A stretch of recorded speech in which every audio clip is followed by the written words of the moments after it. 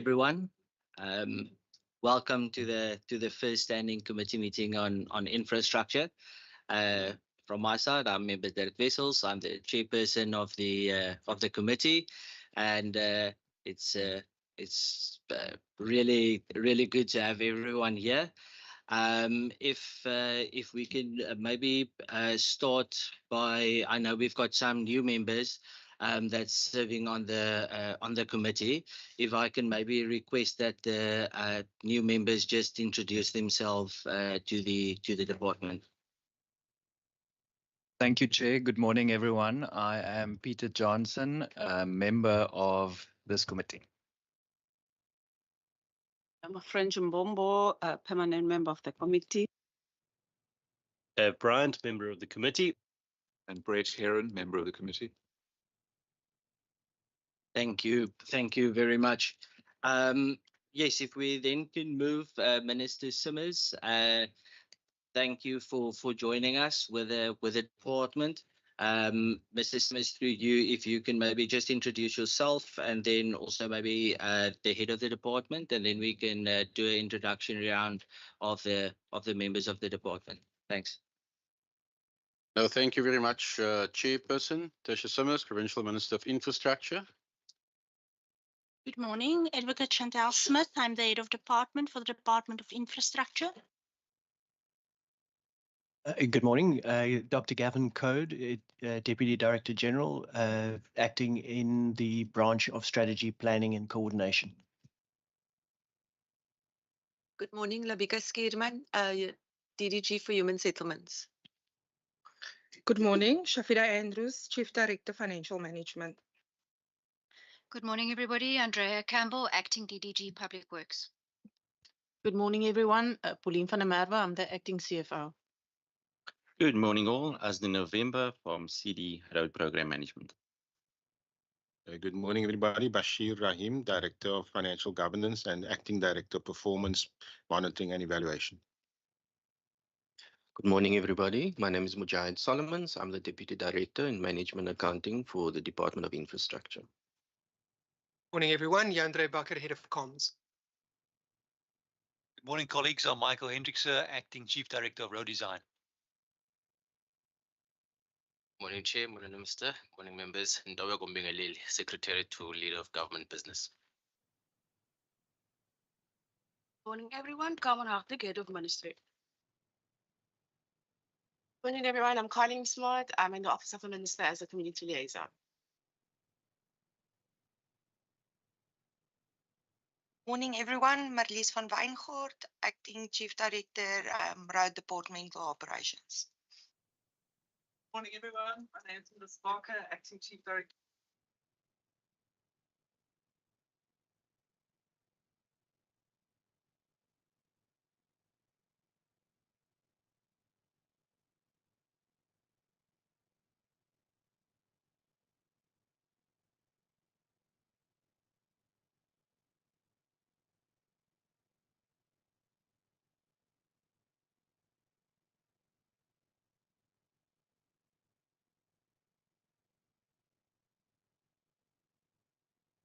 Perfect. Thank you very much, everyone.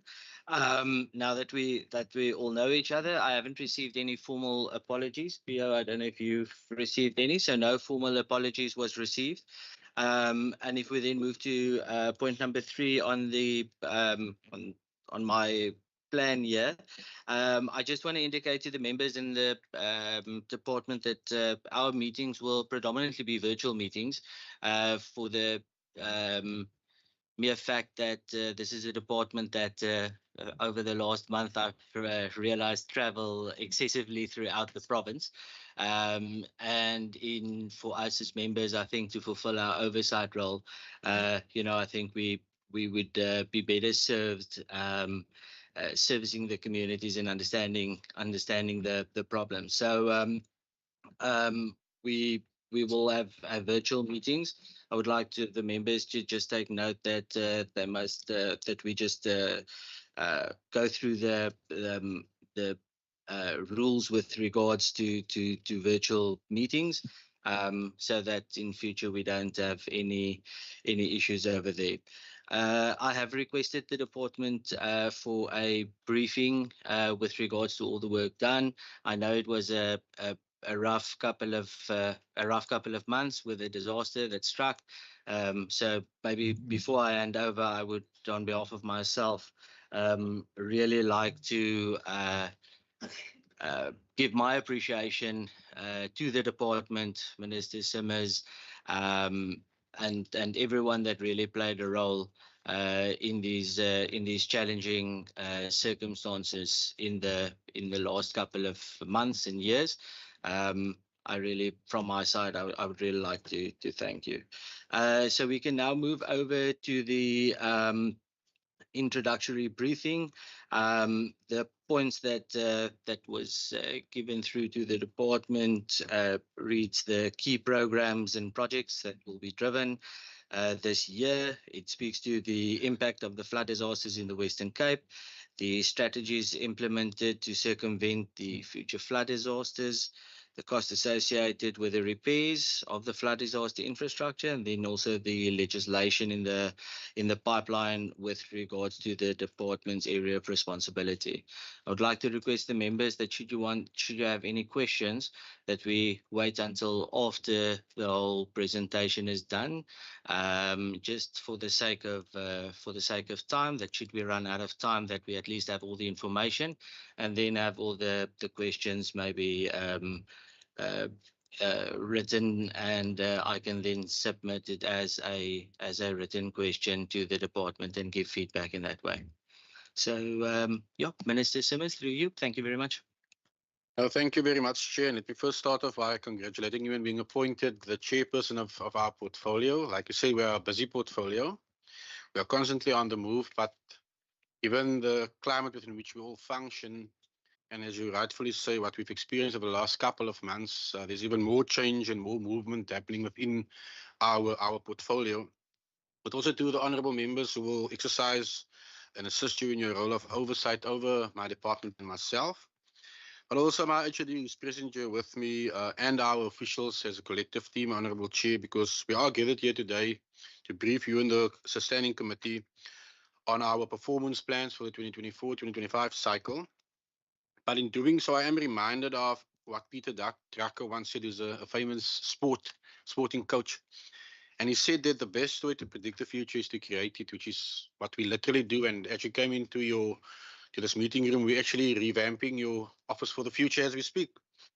Now, this definitely resonates deeply with our mission as the Western Cape Department of Infrastructure, where we are not merely reacting to challenges which we have had to do over the past few months, but we are also actively shaping the future of our province's infrastructure landscape. And you will see that emanating and flowing through the briefing, which the HOD will lead once I complete my inputs. But I'm also proud to highlight, Chair, and I think something which the Standing Committee must be very proud of, given that this department was formally gazetted 2 years ago by the President.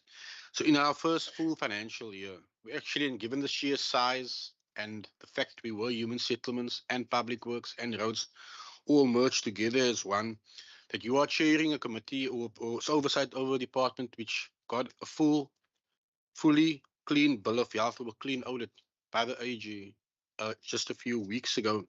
Now, this accomplishment is testament to myself, but also my HOD and the team's commitment and unwavering commitment, I must say, to transparency, which we will adhere to at all times, sound financial management, which we are known for, but also governance excellence. Excellence sometimes under very difficult conditions, I must tell you, given the diversity of partners we have to work with and deal with at a provincial level, but also at a local government level. I think this has also laid the groundwork for our future endeavours, given the vast competency and knowledge of experience I'm surrounded with as the provincial minister, because we will continue to build, but maintain a resilient future forward focused approach as a department in terms of infrastructure and the infrastructure which is needed for the Western Cape, which is why the cornerstone of our focus emanating from the previous term is ultimately the Western Cape Infrastructure Framework 2050. This will guide our department in all that we do, in all of our branches, in our interactions with our various stakeholders. Now, this is a visionary strategy that's actually designed to ensure that our infrastructure is not only currently focused, but future focused, because we do need to ensure that we do meet the anticipated demands heading into the future, given that we are seeing a population expansion of 150,000 annually across our province. And the Western Cape Infrastructure Framework 2050 is not just a plan. So you will very seldomly hear me and my department talking about the plan. This is our blueprint for building a sustainable, but I think inclusive Western Cape through all of our various projects and developments. It outlines our approach as a department and as a ministry to how we want to enhance the use of public infrastructure, how we will seek to integrate the various stakeholders through innovative approaches, but also introducing innovative new materials, which annually changes across the world, and to adapt it and build it into our approach, into our sector. But also noting the methods as well that are continuously changing. But I think something which you will see coming through the presentation as well is how we will seek to unlock new funding resources and mechanisms. Given the fiscal environment which our country finds itself in, and the impact not just on my department, but all departments. And part of that cornerstone is how do we envisage our partnerships to find this new forms of funding in terms of private sector partnerships, not just the traditional triple P, which we are all well afraid with. And as we move now towards the 2024-25 performance year, our priorities remain focused on accelerating delivery, embracing innovation, fostering meaningful partnerships, and for me the emphasis is meaningful because it must be a reciprocal relationship, but also to help building our sector's capacity, because as new frontiers in terms of energy, as an example, is expanded and focused on by the cabinet, and I've been tasked in my department with specific components. One issue is how do we capacitate our citizens for that future in that regard, amongst other things.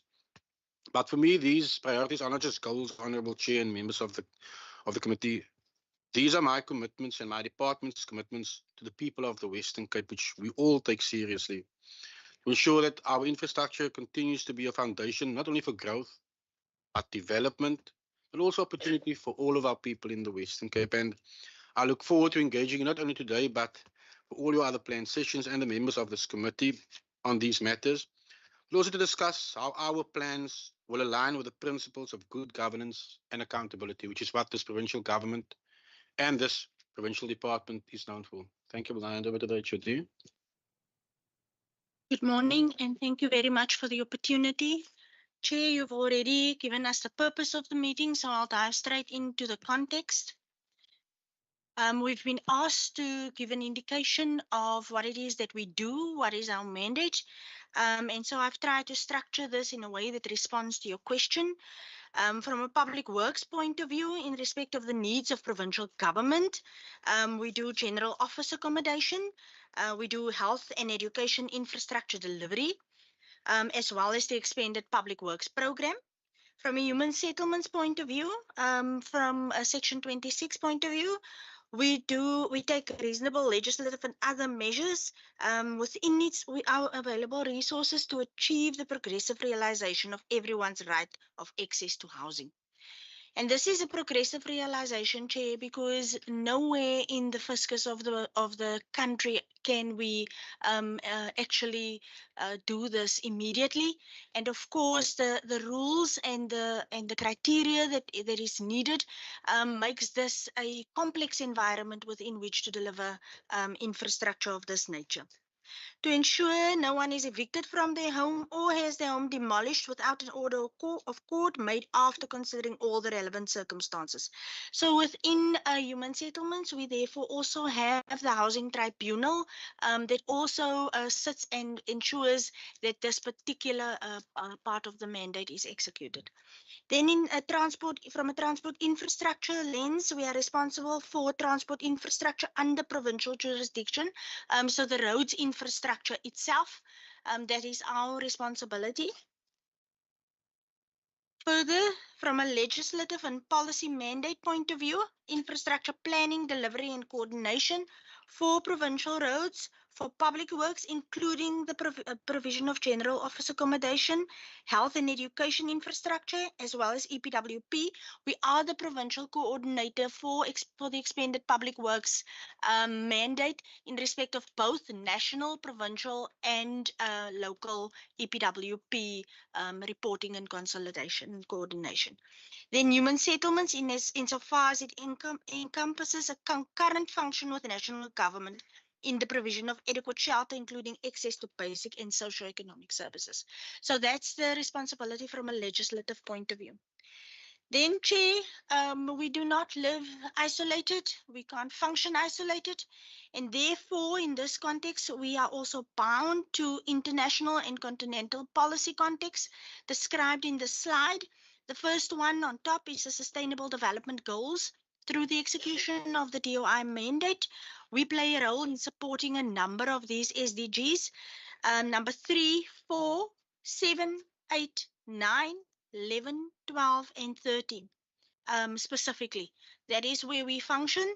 The Paris Agreement that sets out a global framework, of course, for avoiding dangerous climate change by limiting global warming to well below 2 degrees Celsius and promote the pursuit of efforts to limit the average rise in global temperatures to 1.5 degrees Celsius.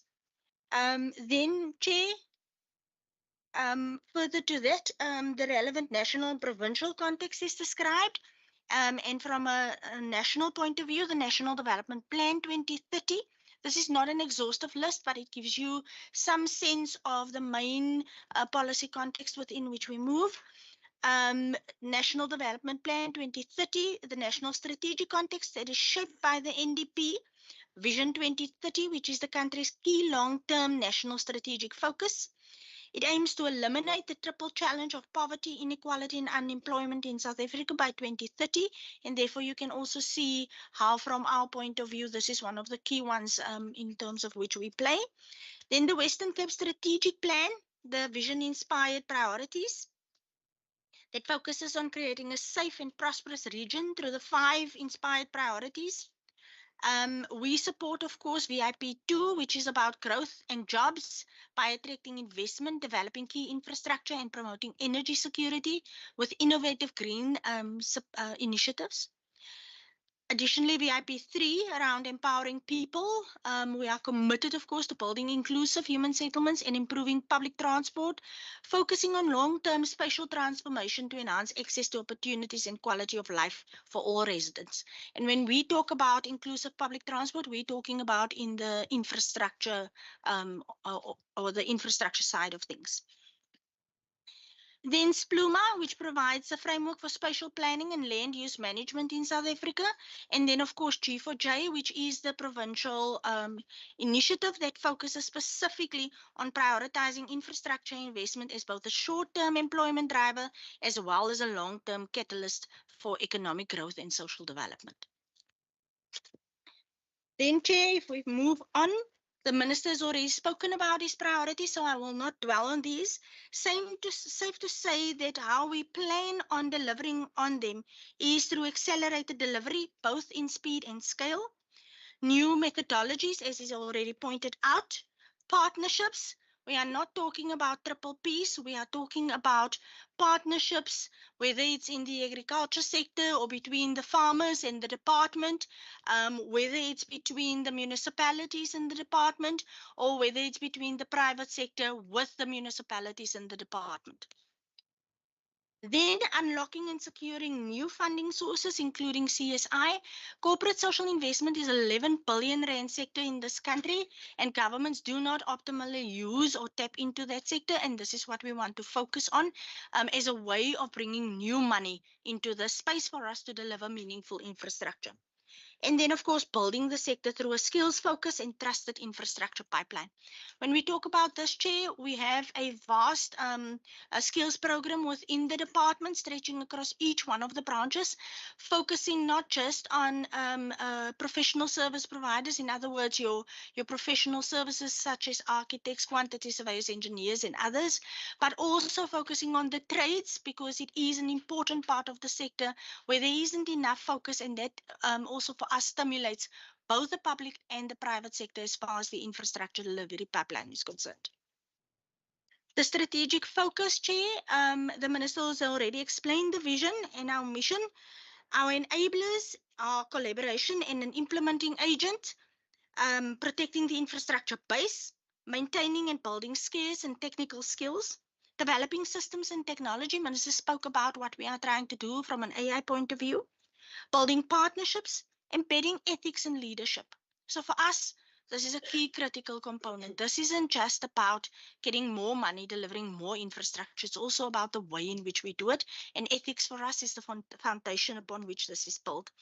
Before the Department of Transport and Public Works and the Department of Human Settlements became the DOI, we have a track record, and this would be, technically speaking, the 12th clean audit consecutively in that space for us, which is for us a remarkable achievement and is not duplicated anywhere else in this country as far as transport and the public works sector is concerned. Then reconceptualization and restructuring towards a new vision, and this talks about our organizational design. In other words, that we start incubating those capabilities, Chair, for the future, which we don't have at the moment, but that we're definitely moving towards. Green hydrogen is one of the examples in that space for which we are going to need this kind of capabilities. In addition, sourcing of alternative funding is not something that's embedded naturally within the infrastructure domain, but it is something that we are now going to focus on as part of the things that we want to deliver or that we want to use in the acceleration of infrastructure delivery. The next one, of course, speaks to the Western Cape Infrastructure Framework 2050. And on my left-hand side, you will see there that the infrastructure framework is divided into clear sectors. The strategy document will focus on specific delivery methodologies, funding mechanisms, and partnerships per sector.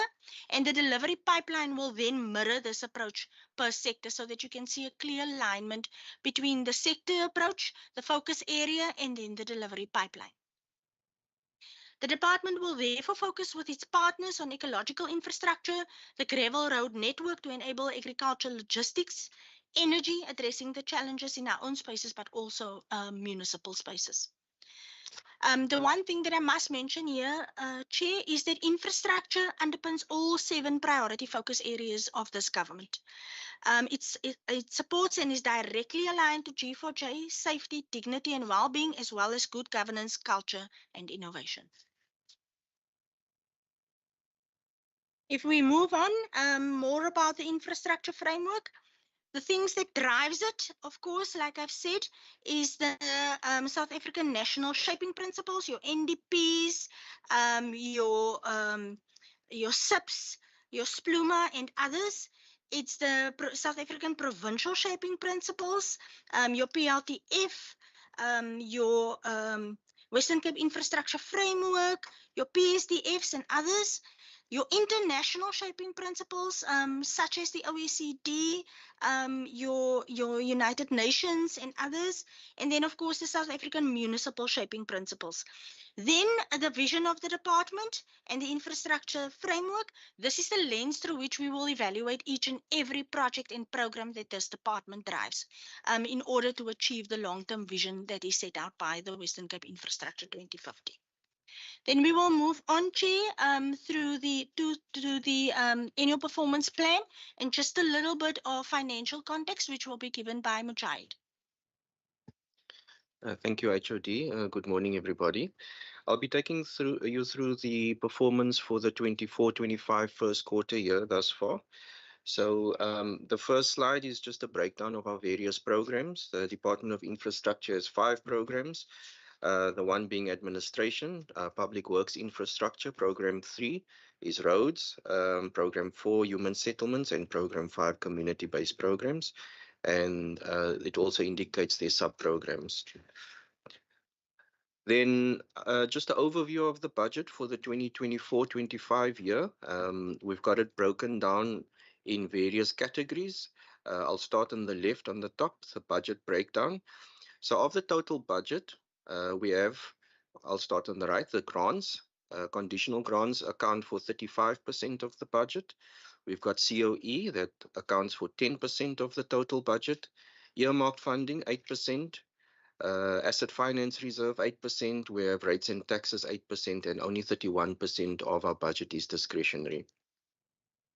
The breakdown per program, program 1, administration accounts for 4%. That's 372.5 million. Program 2, Public Works Infrastructure, accounts for 23% of the budget at 2.4 billion rand. Transport Infrastructure or roads takes half of the budget at 5.1 billion rand. Program 4, Human Settlements, accounts for 22% of the budget at 2.2 million rand. And Program 5, Community-Based Programs, account for 1% at 74 million rand. The breakdown of our conditional grants, we've got the Provincial Roads Maintenance Grant, the PRMG, at 1.6 billion rand. We've got the Human Settlements Development Grant at 1.6 billion rand. That's under Program 4, as well as the Informal Settlements Upgrading Partnership Grant. That's 382 million rand. And then we've also got the EPWP at 4.8 million rand. On our earmarked allocations, we've got CYCCs at 107.9 million rand. Our road maintenance, 240.7 million rand. Energy initiatives, we've got 71.89 million rand. Occupational health and safety, 17 million rand. Flood damage support, which is an allocation that we've been given for this financial year, and we hope to engage with the National Treasury to get additional funding as we're going along. But for this year, we've got 350 million rand, and the PPF, we've got 22.38 million rand. On the next slide, this is just the Q1 performance and overview. On the top left, we spent 17.5% of our budget thus far, slightly below our benchmark of the 25% over the 3 months thus far. But as you can see in the graph right next to the pie chart, we've actually been doing a lot better than last year in terms of our expenditure for the 3 months. The dark blue line indicates the current year. If you break that down per program, administration, we're on 20.7% spend. Public Works, 14.8% spend. Transport Infrastructure, just shy of 20%. Human Settlements, 14%. And Community-Based Programs, 21.6%. Chair, on our personnel, we've got 68% filled of our establishment. We still have 819 vacancies, of which 182 is currently in recruitment. There's still an additional 138 that's also part of the phase 4, which I'll speak to on the next slide when we're talking about the COE.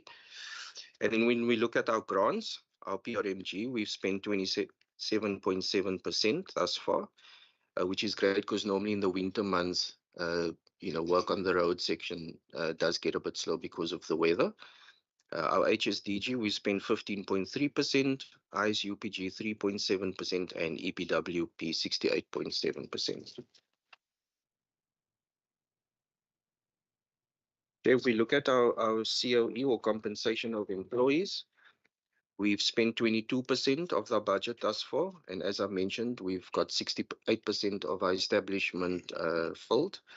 819 vacancies, as I mentioned, and 182 plus 138 in recruitment currently. If you look on the right side, the movement over the past 12 rolling months, you'll see there's a dip in the graph between December and January or February. That's as a result of the freeze on the posts, and we had to get approval for adding any additional vacancies.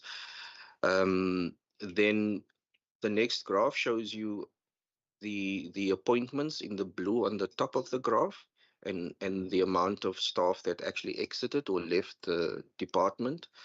And you can see further down that there's a lot of people that we're losing while we're trying to catch up with filling the vacancies. We're also not able to retain staff in order to set off the exits. If you're looking at the growth, where we're losing our people, it's actually on a salary level between 6 and 11. The gain that we are getting is primarily in Program 3 on the roadside, road workers. So you'll see the increase is actually on the salary levels 2 to 5.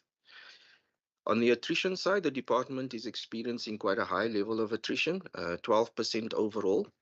As I mentioned, we have 211 appointments, and you couple that with 204 exits, so your net growth in essence is actually only 7 for the 12-month period.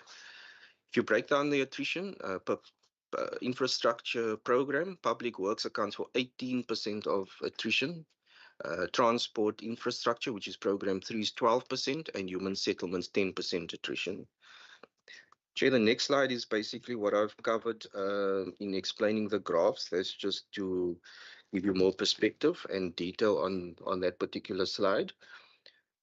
Then the last one on my side on the spending pressures that we're anticipating for each of the programs. I'll touch on a few of them. Program 1 in administration, we've got business enhancement tools. So there we have a funding shortfall. Those are our systems in our administration space. On the energy side, we have had allocations for 2 years. We don't have an allocation for beyond 25-26. So we raise that as a risk, but that we will engage with the provincial treasury as well going forward. On the public work side, we've got consultants. We have capacity consultants to make up for the capacity we do not have in-house. There's municipal services. The city of Cape Town values the properties each year. So often the rates tend to increase above what we've planned in our budgets. So that's always a risk for us. And then on the maintenance side, on program 2, if there is budget cuts, that's the only place that we can really look at cutting, which then has a negative impact on your property portfolio to keep maintaining that. On program 3, we've got the flood damage, which is a big ticket item. We've received 350 million rand, as I explained. Our initial request was 845 million rand in 23-24, and that was just to replace like for like. If you're looking at climate change as an example, to build back better, we were asking for 1.5 times that amount, which was 1.2 billion rand. Then there's also a maintenance backlog on our road. So with the flood damage, it does impact on your maintenance that you are able to do on your current road infrastructure. Then program 4, security on rental stock. It's always a risk because you have the risk of land invasions or people taking over those properties. Is municipal services and rights. And then for facility condition assessments, those need to be done for each of the properties to ensure that they conform to the building standards. And that's all from my side, Chair. Thank you very much. I'll hand over to Bashir. Just before Bashir goes, Chair, when we talk about exploring funding sources, we talk about new money for infrastructure. And what we've provided is we've provided the committee on the one side named 1 with the traditional sources of funding other than the equitable share. So there you have your BFI funding, you have your triple Ps, you have funding from ISA, the Infrastructure South Africa, as well as the Development Bank of South Africa. And then you have borrowing. But on the other side, which is your non-traditional funding sources, we have corporate social investment. And like I've indicated, this is 11 billion rand industry. We have green bonds and pledges. And with pledges, we can go into agreements for front loading of infrastructure, which we will then have to make good from own revenue collection. We have land availability agreements and volunteering, as well as collaboration. And here I've made the example of farmers, but there's also financial institutions, infrastructure suppliers, and others. We've given an indication of how we will go about doing this. So the department will be sourcing in specialist companies whose sole job is the procurement of funding resources. That's one way of us doing this. We will be leveraging our national grants, and so therefore there will be a business plan that will be submitted to the National Human Settlements. And the idea of that is to make good on some of the front-loading agreements. We will get the Development Bank of South Africa to underwrite some of our front-loading agreements for infrastructure delivery in case there's an in-year cut like we've experienced last year from the National Department of Human Settlements. And then we will formalize the establishment of special purpose vehicles for infrastructure delivery. With the chair, we will now go into the non-financial performance for Q1, and I will hand over to Bashir. Thank you, HOD, and good morning again.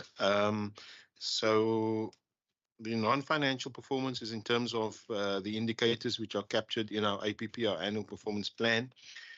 Firstly, just to note that as a Q1 report, this slide only looks at the quarterly indicators. So we've got quarterly indicators, which is actually 25 quarterly indicators for the department in our APP.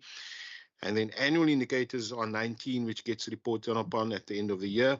Mujahid has already highlighted what each program number stands for: program 2, 3, 4, and 5 being public works, roads, human settlements, and EPWP. So just in terms of this first slide, it actually shows a summary of the fact that at the end of Q1, out of the 25 quarterly indicators, that 9 of it so-called is actually not achieved based on the way we calculate it. And then 7 of it are partially achieved. However, for all of these not achieved or partially achieved, they've all got context to it, which I discuss in the next 2 slides. So the first one of the next 2 essentially is the not achieved, which is the 9 out of the 25. First of all, it's mainly within the work opportunities indicator. Now, this is not that the work opportunities was not provided. We actually had challenges in 2 of the programs that actually do provide work opportunities. The first one being program 2, which is public works, and the second one being roads. Now, in the public works space, even though work opportunities were created, but it was not captured on the National Department of Public Works system due to internal staff shortages within the department. So that issue will be rectified in Q2. Then in the road side, the reason there is 4 of the indicators actually relate to work opportunities. There again, the issue was that the work opportunities created was not captured due to actually waiting for the information to be provided by the contractors. So that is a slightly different reason for it not being captured, and that will also be rectified in the next quarters as we have more closer liaison with the contractors. Furthermore, under the not achieved, so the first 2 that I mentioned, there's actually no risk. It will be, we will catch up in the next quarters. But the one that, of course, there is a risk within program 3 relates to the resealing indicator, resealing of roads, as well as the rehabilitation. Of course, those 2 are impacted due to the budgets being reallocated. So 2 of the 9 then fall into that category. Then also within program 3, they've got an indicator relating to contractor development. Again, in this instance, contractor development did occur, but in terms of the Auditor General requirements of the amount of portfolio of evidence that we require before we actually recognize it, that one has not yet been captured until we get an adequate amount of portfolio of evidence from the contractors. Again, the risk is not really there. It will be rectified in upcoming quarters. Last one in relation to the not achieved relates to program 4, and this is really a timing difference.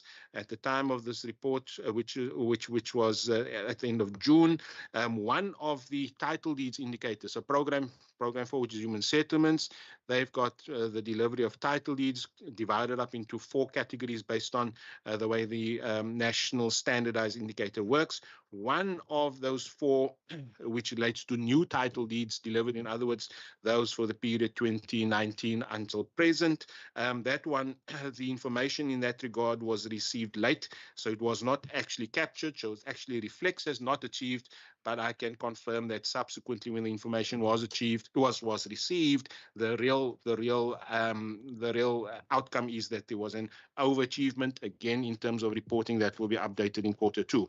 Last one then is the next slide, which is the partially achieved.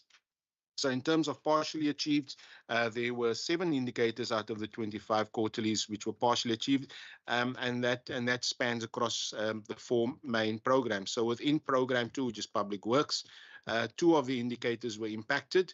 One of the reasons was in relation to new construction projects. In one case, there was a fire that occurred and it delayed the completion thereof. In another case, there was a contract performance issue, and relevant steps has been taken to address that. There was a third issue within public works, and that related to works packages not being ready on time. There was delays on the side of the consultant. Again, action has been taken to resolve that. Remedial action has been taken to resolve that.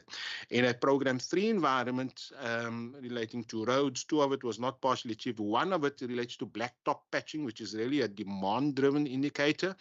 But the other one relating to gravel loads bladed, there was a timing difference in terms of receiving the performance information for June. So essentially it shows like 6,000 or so out of the 8,000 that was supposed to be the gravel roads bladed. The other information was received late, so it will actually be updated, and that will really move from partially achieved essentially to achieved. Then in relation to program 4, there were 2 indicators that fell into the partially achieved arena. One related to BNGs, which is breaking new ground structures.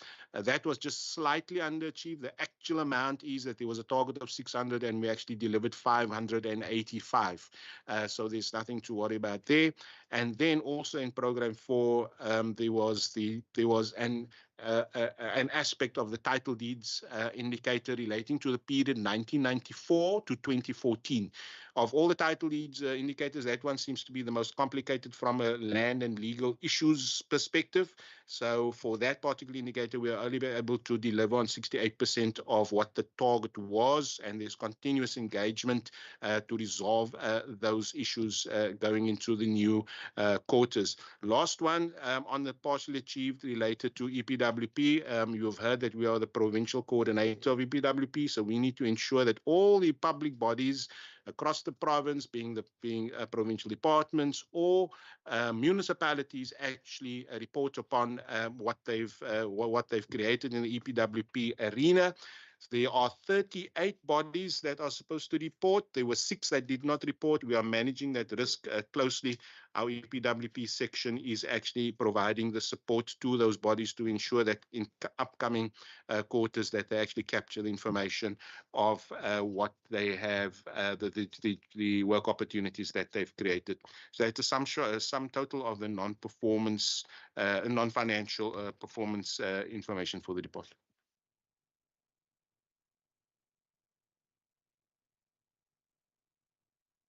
Thank you, Chair. Then when we can move on to key initiatives, key programs. For us in the human settlement space, it is about prioritizing the affordable housing program, accelerating the transfer of title deeds to the rightful beneficiaries. Now here, there's also a historic backlog that has to do with policy and legislative provisions.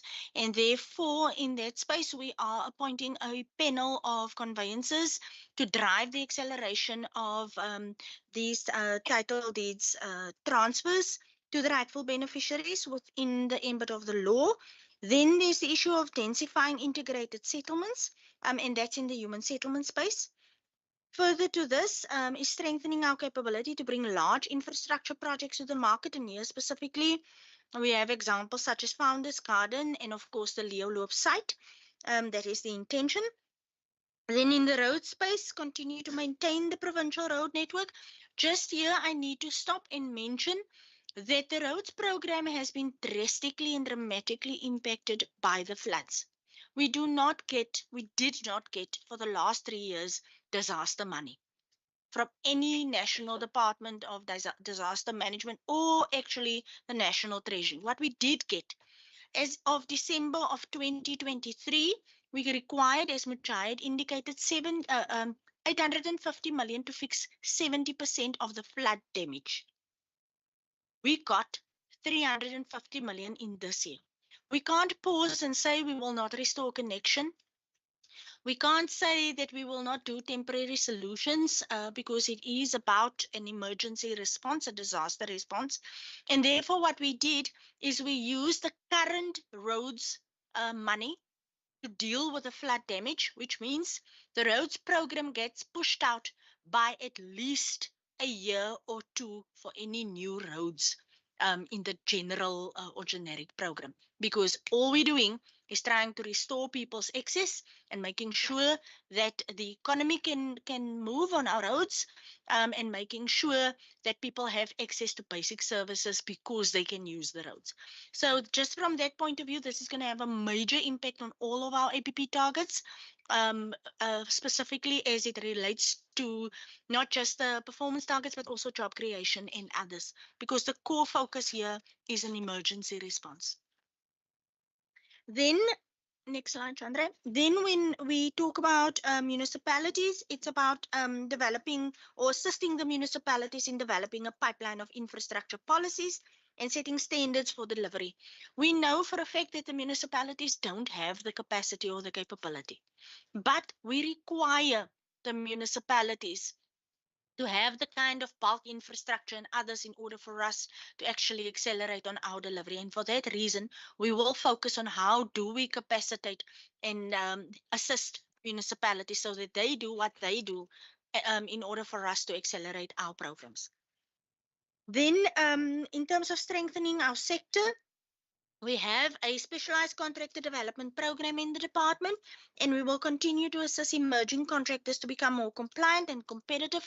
And actually what we do through these programs is assist them from a grade 1 contractor, which is basically your survivalist contractor, to grow to grade 2 and 3 contractors through skills development programs and others, but also then enabling them to respond to the opportunities that the department puts out. Then we will continue to work with the Provincial Department of Agriculture. And here we are targeting specifically 50% of the gravel network to upgrade it from gravel to surface. But here we're going to need the entire sector, ours as well as the farming sector. Because any opportunities that we access, we're going to need those farmers to give some kind of contribution. And that's why we talk about partnerships as a focus area. Then on the next slide, so all of the key initiatives are here, Chair. I'm just touching upon some of the main ones. Developing climate sensitive infrastructure base through incorporation of carbon reduction strategies in our design, delivery, management, and operation of infrastructure. So if we look at this, and I want to make a couple of examples, maybe one or two that you are familiar with. If you now look at the Citrus Dal situation that Asni will touch upon later, and even Franschhoek. In the Franschhoek case, with each flood, there's damage to that road surface, and now the river's changed its course. We can't build back where it was, and we can't do it like for like. In other words, we just build back what was there. We're going to continuously spend the same amounts of money and even more expensive to build something, and then it's washed away. We do need to build a climate sensitive and climate resilient infrastructure, but it has a higher price tag right up front. Ashton is one of those examples where we had to invest more money, but in the long term, it proved to be worthwhile. Ashton, as you know, is one of those communities that's always cut off from the rest of the province in a flood. This year, it did not happen, which is a testimony to the strategy that says, let's reconsider how we build, where we build, and what it is that we deliver. Then, Chair, supporting a move away from the consumption economy to a knowledge and innovation economy that's based on creative ability of citizens to come up and implement new ideas. So there's also the idea of partnering with communities because it's equally important and it provides them agency. Chair, then we're going to move on to the impact of the flood disasters, and I'm going to hand over to Asni for this. Thank you, HOD. So I was asked to tell a story about from the roads perspective. So before I start with the presentation, I just want to give context of what is our assets. So from a roads part, we have 32,000 kilometers of proclaimed roads. This consists of 7,000 paved and just over 23,000 gravel roads. Now, every year we will do a road asset management plan. We will look at the condition, the usage, what is the demand, and also focusing on what is the budget requirements. Through this process, we determined that we are sitting at a 34 billion rand backlog in terms of maintenance. So I just want to make sure that you keep that at the back of your head. And that just focuses on the existing infrastructure. Doesn't talk about the new infrastructure in terms of mobility. For example, R300 extension or Wingfield interchange improvements. And in taking consideration of a constrained budget and a flood, which I consider a life shock. And if Sandra can just go to the next slide, there's many different type of these, I would say, road infrastructure damage that occurred, be it a road section that washed away, pipe culverts that also was pushed out. And in a life shock, I'm going to use an analogy. Everyone else, all of us have vehicles. So we do our operations, take our school to kids, come to work. It's easy changing a battery of a car and a tire of a car, and that's our normal operation in terms of maintenance. But if your car breaks down, then you need to reprioritize. You have to find alternative methods. And think of that in the road space. We need to push our projects backwards. And that does cause our maintenance backlog to further increase. Now through, next slide please, Andre. Now through, so we can't stop floods, but through the process, we've been able to prepare ourselves in making sure that roads are safe. So while we in our cozy beds, we have the team from road operations that are out in the rain and trying to make sure that the roads are to close some roads that are dangerous and to ensure some of the trees and that stuff is actually moved. Next slide, please, Andre. So I thought it would be best to show like the magnitude of the damages that has currently been on the road network. So I thought of Clarence Drive, which is a alternative route to the N1, or the N2. And this project is 80 million rand in total. It is over 13 months. And this is just a few pictures of the slip failures that have occurred. So that basically the rain comes off the mountain and you get slip failures and also undermining of the road. So that is just a picture of rocks going down, slip failure. Next slide, please. And this is just one of the pictures of the works done to date. We actually have to stabilize the embankment, so put in soil anchors, and then we will slowly build our way up to make sure that we get our road prism back. Next slide. So this is just another picture of one of the biggest slip failures, and you also can see the water's continuing down there. Similar with that one over there. And then this is just to show the depth and from what position we'll actually have to work from in order to build back better. Then, so that is done by private contractors through our normal infrastructure delivery processes. Now, when it comes to Citrusdal, and this has been in the news during June, July, I would say July this year, there was floods within Citrusdal, and majority of, also all 4 of the roads were impacted going into Citrusdal. Now, I just want you to look at that yellow dot over there and just remember that yellow dot. Now, next slide, please, Andre. Yeah, Andre. So, in 2023, the road washed away due to the road embankments that failed or broke upstream. So, when it broke upstream, it followed a different path, and it actually washed away a section of the road. So it's just to take note, it's that the riverbank washed away, so that piece actually failed. If we go to the next slide, just to give a time lapse. So in June 2023, 100-meter road section washed away. 60 meters of the riverbank washed away upstream. Now that caused damage from an Eskom perspective for the town itself, so the citizens are feeling it. But through our in-house designs and our own maintenance teams working together with the district municipality, we will manage to repair that section and it utilized the local contractor. So the floods happened in June, but on the 23rd of June, it was the first pedestrian that walked across. So we would put the rockfall on top, and then put gravel on top of that so that someone can actually walk across. And through the process, we built back that section of road on the 14th of October 2023. Next slide. So in June 2024, rain started again, and the section was still safe. But as time went on, next slide, please, Andre. Yeah, Andre. The water started to increase. So that yellow dot is actually where that petrol station is. So the water actually moved all the way up, and we lost another section of the road. Next slide. So that section of the road failed in, I would say, in July. And in this type of situation, we have to wait for the river to subside to actually assess the damages.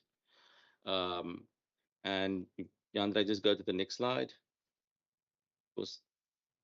I just wanted to note it wasn't the same section that failed. It was just the section that was adjacent to that. So the section that we repaired stayed intact, but it was a new, I would say, section that actually failed.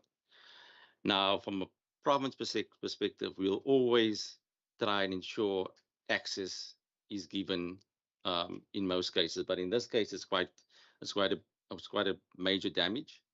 But it's important to note that it's the river maintenance that's actually the problem. It's not actually the road. So because the river wasn't maintained, it broke upstream and it continues to damage the road. Next slide, please, Andre. So the following two slides are just pictures of repairs that we are doing, which consists of rockfill. You're going to put your pavement layers, and as you do your pavement layers, you're going to put your surfacing. So we're still busy with the gravel. If you go to the next slide, we'll also busy with some of the saw cutting. But in terms of our people, like flood, I would say disasters happens, right? But during this process, you get ordinary people that do extraordinary things. And the team within the road space is always trying to serve. And in doing that, is making sure that the roads are safe for the citizens and ensuring that we provide access, because that is one of our mandates. So if we go to the next slide. So in terms of the impacts of floods and the DOI response,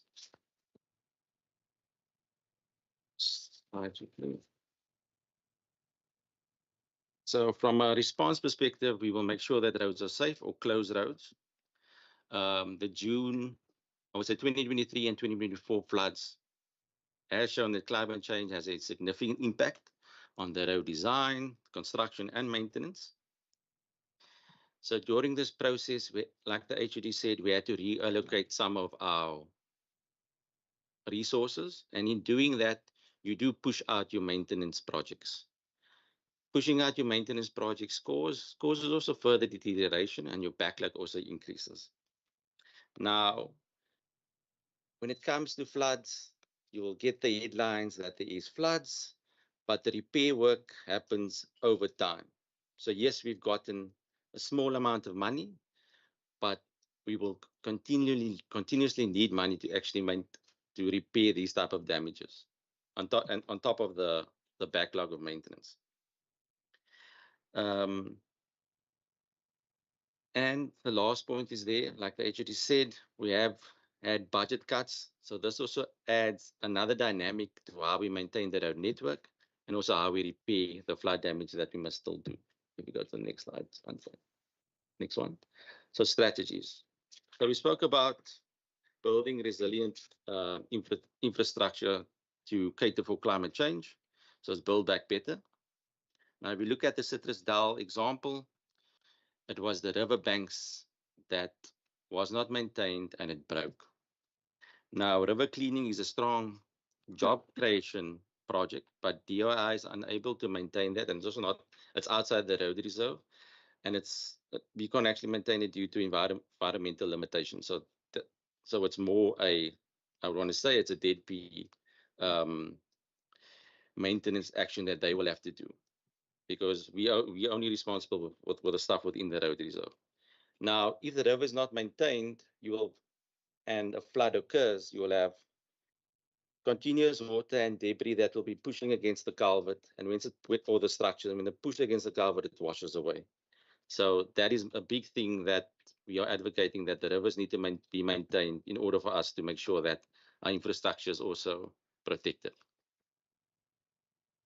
And then the next slide again, Brian. So in terms of the damages to date, there was floods from, I would want to say, June 2023 to June 2024. We're currently sitting at a cost of damages worth 1.8 billion. We had successful infrastructure implementation. We're using the 350 million to repair some of the damages to date. We've spent 150 million of that, but we will need more in order to maintain the road network. Just to say, Chair, and to add, as far as the cleaning of the riverbeds and the clearing of alien vegetation is concerned, there is a task team that's been set up between DOI, this department, the Department of Environmental Affairs and Development Planning, the Department of Local Government, and the Department of Economic Development. And the idea of that is to go into a almost like a disaster MTech with the Provincial Treasury, where we submit joint plans of how are we going to do this, how do we pull together all of our resources in order to address this and mitigate against future disasters. Chair, if I can just, because obviously, river cleaning is not part of our mandate, but I did inquire with my colleague, Minister Bredell, how many farmers along that river catchment area actually applied for the certificate they need to actually start clearing their portion of the river. And all the farmers actually applied last year, but none of them actioned on the certificates they got. They were even given an extension period by DETP to actually clean the river embankment. Now, I further asked my colleague, given that other areas in the province have also been affected because of the river flow and the failure of cleaning, among others, by farmers and private landowners, I have to say, for the entire period of last year, 420 certificates were issued, which is a record for that department. They sometimes even do it telephonically. So the problem is not that it's not their processing of requests from farmers and private landowners along the river embankments. It's them then utilizing that legal right and permission they've got to actually done that. And I will be, after the sitting or the session, going to Citrusdal, because ironically, the fact that I now know they have the required certificate to actually clean the river embankments, and we've been engaging them on future proofing what we need to do on our side. The very same farmers, a few of them, are actually not coming on board, and they are actually hindering us doing what we need to do to future proof the access to that town in terms of our plans. I'm just stating that as well, Chair, because there are matters inside of our purview and our mandate, which we can control as a team, but there's a lot of it outside of our control. But then we have to carry a 1.8 billion rand impact of private owners and farmers who are doing what they're supposed to be doing. Thank you. Thank you, Chair. Then moving on to the last slide, you asked us whether there are legislation in the making. And what we can tell you is at a national level, there was a gazette published by the National Department of Human Settlements, which is the draft white paper on human settlements in December 23 and Feb of 2024. 4 comments. Steering committees were formed to write comments on these chapters. And in June 2024, a version draft was issued. We gave our comments, and comments were solicited from other provinces, municipalities, and other stakeholders. From a Western Cape point of view, we did submit ours, and we will be keeping the committee abreast of what happens in that space. That's it from our side, Chair. Thank you very much. Good. That was quite a mouthful. Thank you very much. We can now go over to questions from the members. Member Johnson. Thank you, Chair, and thank you to the Minister and the Department for the presentation. Not so much questions, just a few comments. I would just like to start off by saying to the Minister and the Department, I think we do have to recognize that this is one massive department, and even someone who worked on local government level in infrastructure. And at that stage, I thought that was a big department, but I think this is something on a next level. And I would just like to say that we are excited to hear the minister use words such as sustainable, inclusive, and innovation. And I think it's definitely something that we will, or myself, will be looking at going forward. Just in terms of the ministerial priorities and in terms of point 3, I'm excited to hear private sector involvement, partnership, and as the HOD said, not necessarily triple Ps, but I would also just like to commend the department. As a previous MMC of infrastructure in Stellenbosch, I think this department really executes this priority as set out by the department. Whenever we've reached out to the department, we always got the necessary responses and the assistance from the department. So we would just like to thank you for that as well. Just something in terms of vacancies within the department, and it's definitely a trend I think that we are seeing as a newly elected term, is something that I could pick up quite easily, is that there's a big, let's call it a chunk of senior officials within departments reaching retirement age soon. And it's obviously people with a lot of expertise. And whenever we reach that point with these senior officials retiring, let's say within a year or two, there's obviously going to be a big gap within the organogram. Just what are the sort of mitigation strategies that the department will be looking at to actually fill these critical vacancies before we reach a stage where we sit with these vacancies and the department loses a big chunk of knowledge. Just in terms of a last comment around the mitigation strategies and river cleaning, I think that I've never seen something that sounds so simple to clear a riverbank or a river. It sounds to it must be, shouldn't be as complicated, but we also recognize that there's a lot of red tape around the cleaning of a river.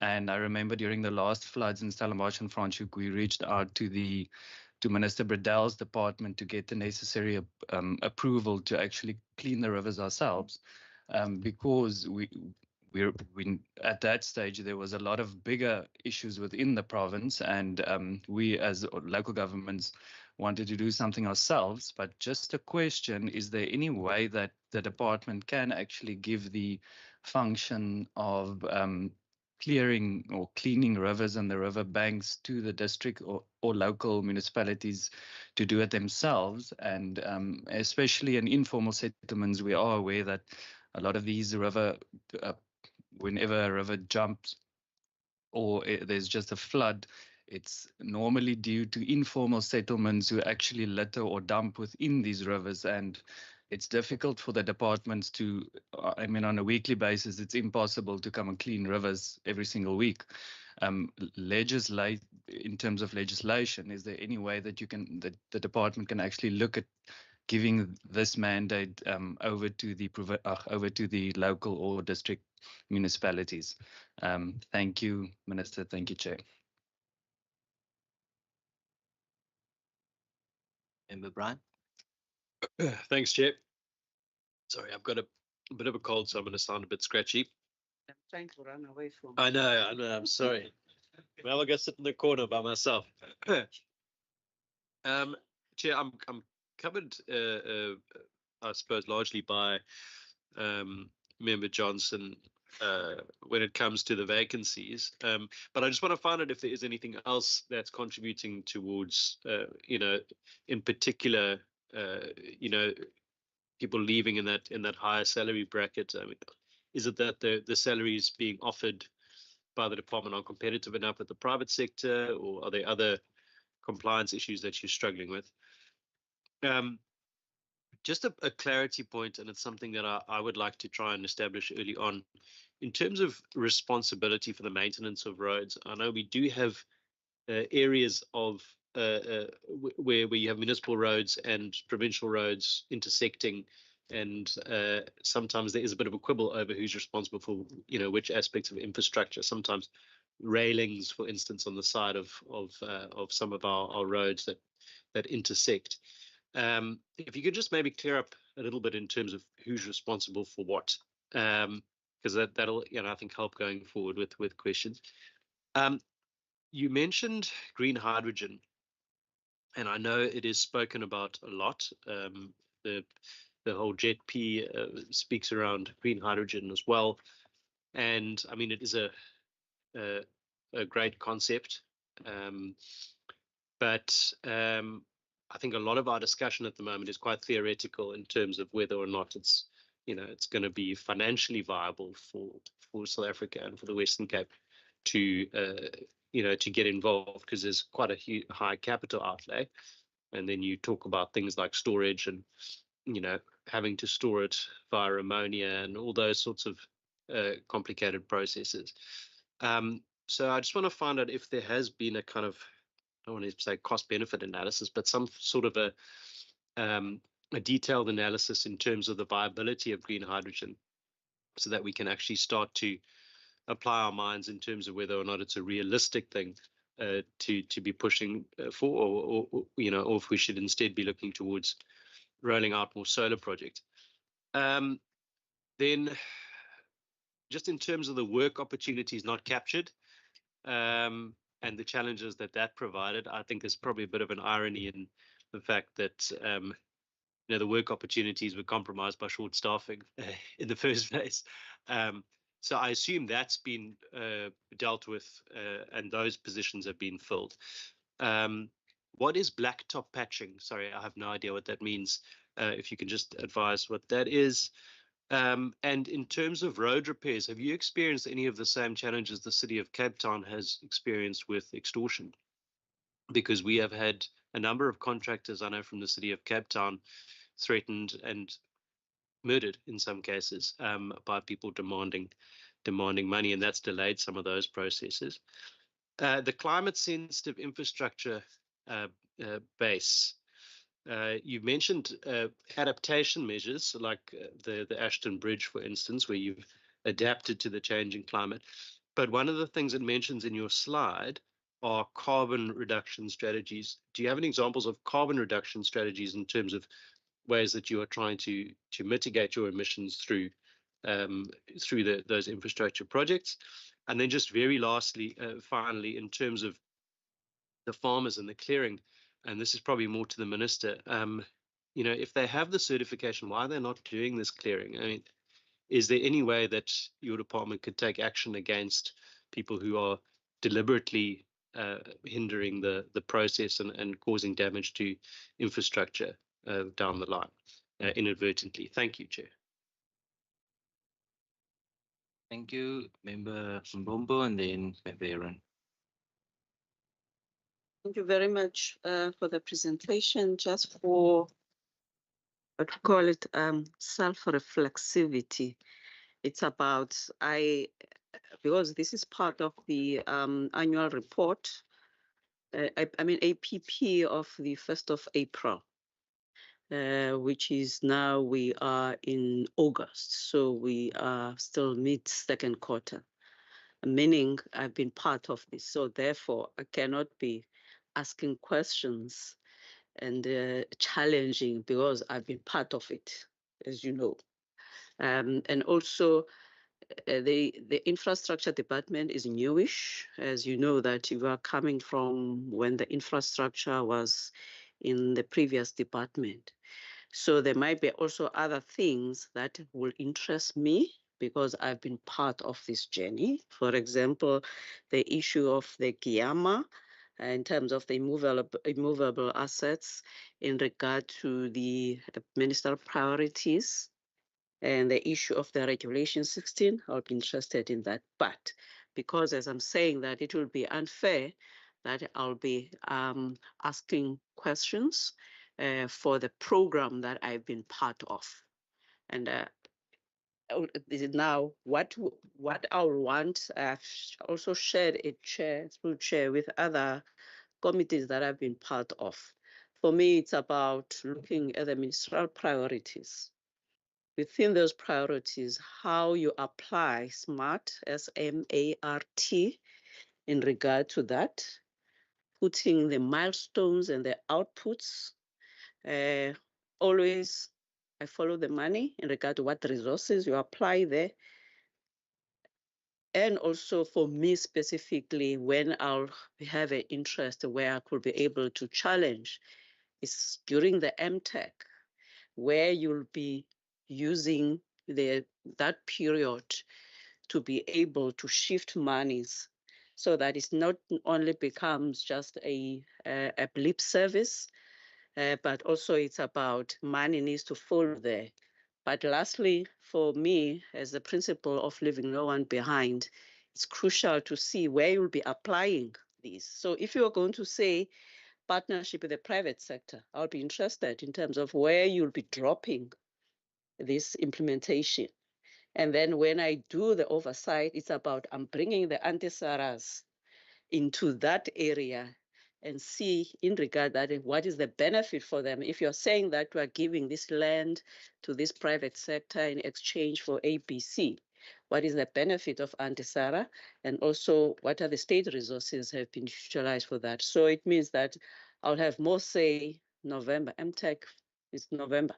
So I'll have more say in November and also in the MTech too there, using the benefit that I've been part of this process as an executive. So it's not personal, sir, but it's about oversight. But I'm not interested in some other parts, the other committees maybe, but for me, I'm only interested in the priorities of making sure they are specifics, they are measurable, they are achievable, they are relevant, and they are time bound, and where they will be implemented.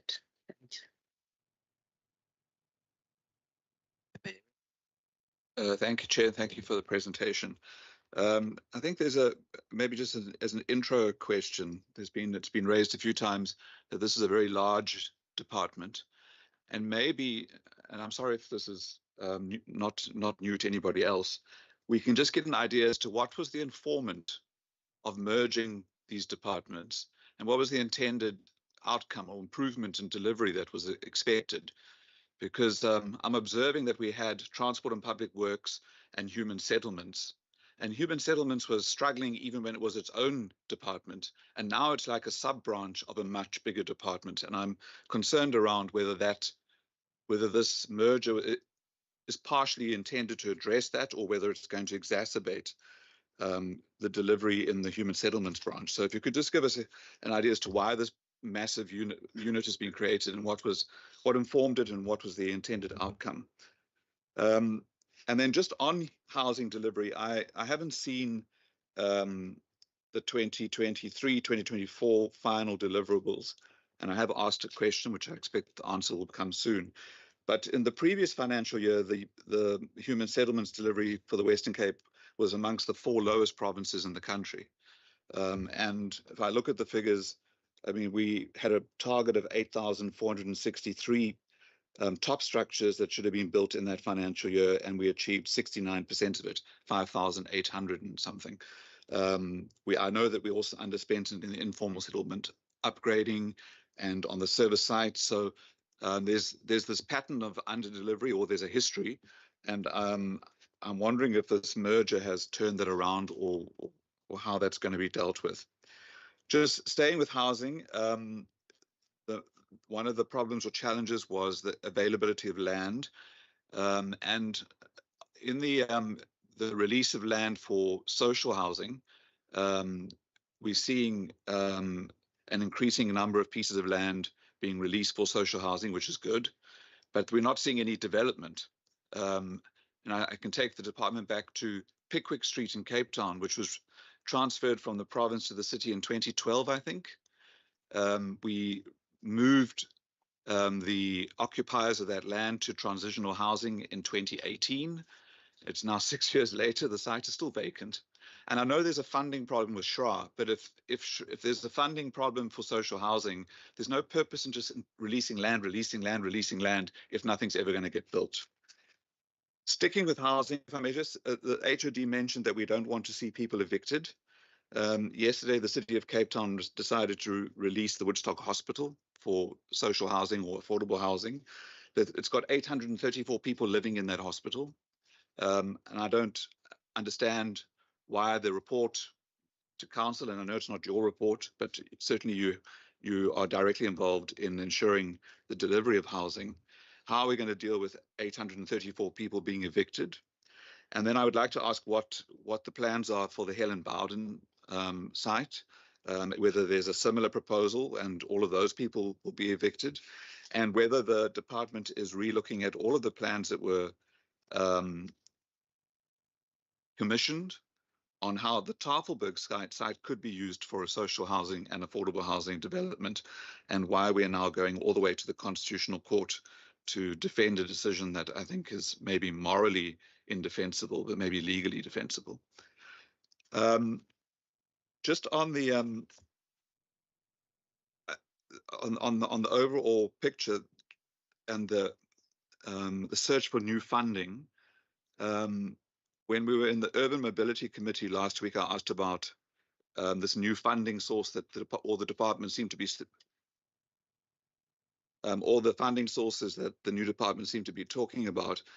In your new funding source, you don't list the work that's been done on a provincial fuel levy.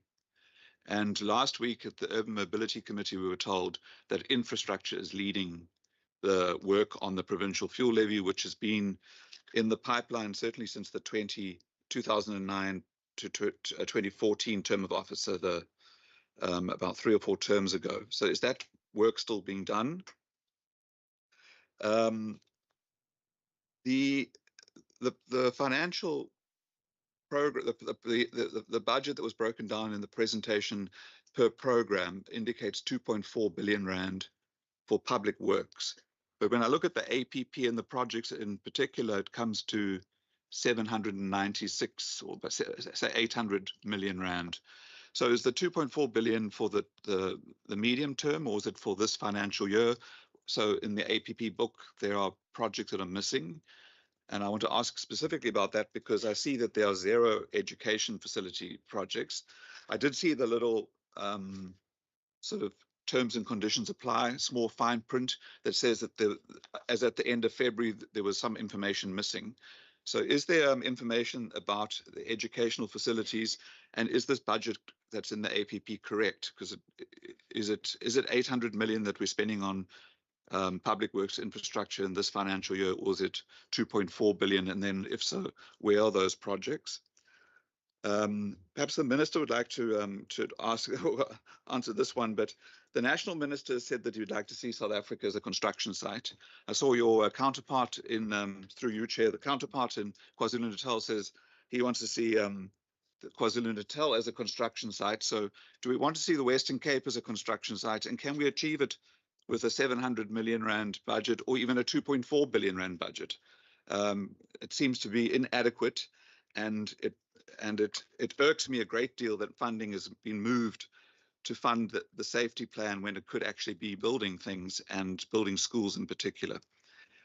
The interesting thing about the EPWP numbers was that, if I understood it correctly, in the first quarter, we've already spent almost 70% of the budget. So how are we going to, I mean, what happens with the remaining 3 quarters if we spend 68.7% on EPWP, if I understood it correctly, in the first quarter? I'm nearly done, Chair. In the presentation, you didn't mention it in particular, but there's reference to an economic development hub. I don't know what that is. Maybe you can explain what it is, but then it says there's no implementation funding. So perhaps you can explain what the intention is with the economic development hub, and why there's no implementation funding. So will it ever be achieved? And then finally, in terms of the safety plan, each minister and each department has a safety priority. And I think this minister's safety priority lies in spatial transformation or implementing programs in the built environment to support the safety plan. No mention is made of that, and maybe you can explain to us what is happening in that space. Thank you. Thank you, Minister. HOD, I don't know who's going to take or who's going to start off. Okay. Chair, I'll use the power of delegation in this aspect. I'll answer what's relevant to myself. But I think the fair bulk of this actually vests in the administrative domain. So I'll ask the HOD and then she can use her powers of delegation in that regard as well. Just in terms to Member Johnson, in terms of river cleaning, I think that interlinks with Member Bryant's question. Is in the past, I mean, I used to be a district councillor, so I'm well familiar with what their powers and capacities are actually supposed to be. There used to be a program called Working on Water, and they actually formed part of it, which dealt with the removal of invasive plants. It dealt with clearing of river catchment areas, and they actually got funding through a specific program through the relevant national departments. And how they managed to actually structure that program in terms of the EPWP, there's different sectors in the EPWP program. And one of the focused or clustered areas within EPWP was actually focusing on the environment itself. Now, for some other reason, we've seen a shift by district municipalities in less focusing on the environment and focusing on heaven knows what they're focusing on at the moment. Is it possible that district municipalities can be used? Yes, it does exist. The EPWP, because of their sectoral approach, of which environment is one of the sectors, does make it possible. But they need to build such a program actually into the EPWP a business plan per year. They then submit funding. They then get funding through various streams for that specific program. Now, given with the Citrusdal matter, I've been engaging the West Coast District Mayor because I'm aware that they've had a meeting with the National Deputy Minister of Environmental Affairs, Forestry and Fisheries, actually within the last 2 weeks. And I believe that they were informed that the National Department will really look at possibly how such a program can be utilized through the district municipalities again, because there is an historic pattern of them having done that in the past, because like our roads officials have said, that's not our core focus. We focus on our road reserve. All the other relevant stakeholders need to play a role in that. Obviously, we don't function in isolation, because if the one department doesn't do what they're supposed to be doing, or the one sphere of government, well, we have a 1.8 billion rand tab to show what happens when that does not happen. So, I will be following that discussion as well at district municipal level. And I am aware that Minister Bredel will also be engaging the district municipalities, because they are always looking for something new to do. And here's something very pertinent actually they can do, because it's affecting local government, but above all, it's affecting multiple departments at provincial level and at a national level as well. In terms of the go into questions. The farmers not clearing, why aren't they doing it again? Once they get issued a license, Honorable Member Bryant, permission by the provincial department, the provincial department actually, expects them to action what they've requested to do. And like I said, really nobody along that corridor who has permission actually has done anything. Only one farmer indicated he hasn't got the financial means to do it. But obviously there is a knock-on effect for us in reinforcing that. And I will be engaging that mayor tomorrow actually, because that mayor himself is a farmer in the surrounding area. He's connected to all the agricultural bodies in that municipality, and he's supposed to be aware of all of this. And why isn't he playing his role as local government in the oversight role? I mean, it's within their jurisdiction as much as it's not a local government function. But as the Honorable Johnson has said, even B municipalities do apply sometimes to assist. And I will ask him why their municipality hasn't done this, given that for the last 12 months or more, they've experienced actually as a local municipality massive impact. But I'll also be looking and engaging in the Matsikama municipality. As you are aware, Vredendal was also massively affected, ironically, by the same issues, but just on a more local municipal infrastructure component, which was not, I think, covered by the media, but I'm aware of the massive impact it had on them as a local government. Member Mbombo, no, I do welcome once you start asking questions. Indeed, as a minister, I do apply the smart approach. For the standing committees is, the Premier Mayor has been meeting each of his ministers. I mean, I had my meeting with the Premier last Friday. I set my priorities, but before I concluded my final priorities, which have been discussed in the presentation today, I actually do engage the head of department. I do engage my senior management team, because I'm not a minister that chooses priorities just for a piece of paper, because you are going to hold me accountable to it. And I want to ensure, as we are busy or at the moment looking at our budgets and our programs, I want to see each one of those 5, how it lands in which program, how which budget is allocated for the specific program, because my agreement with the Premier is, which I will sign off very soon, is that, I have quarterly targets, half-yearly targets, and annual targets directly, which I'm held accountable for.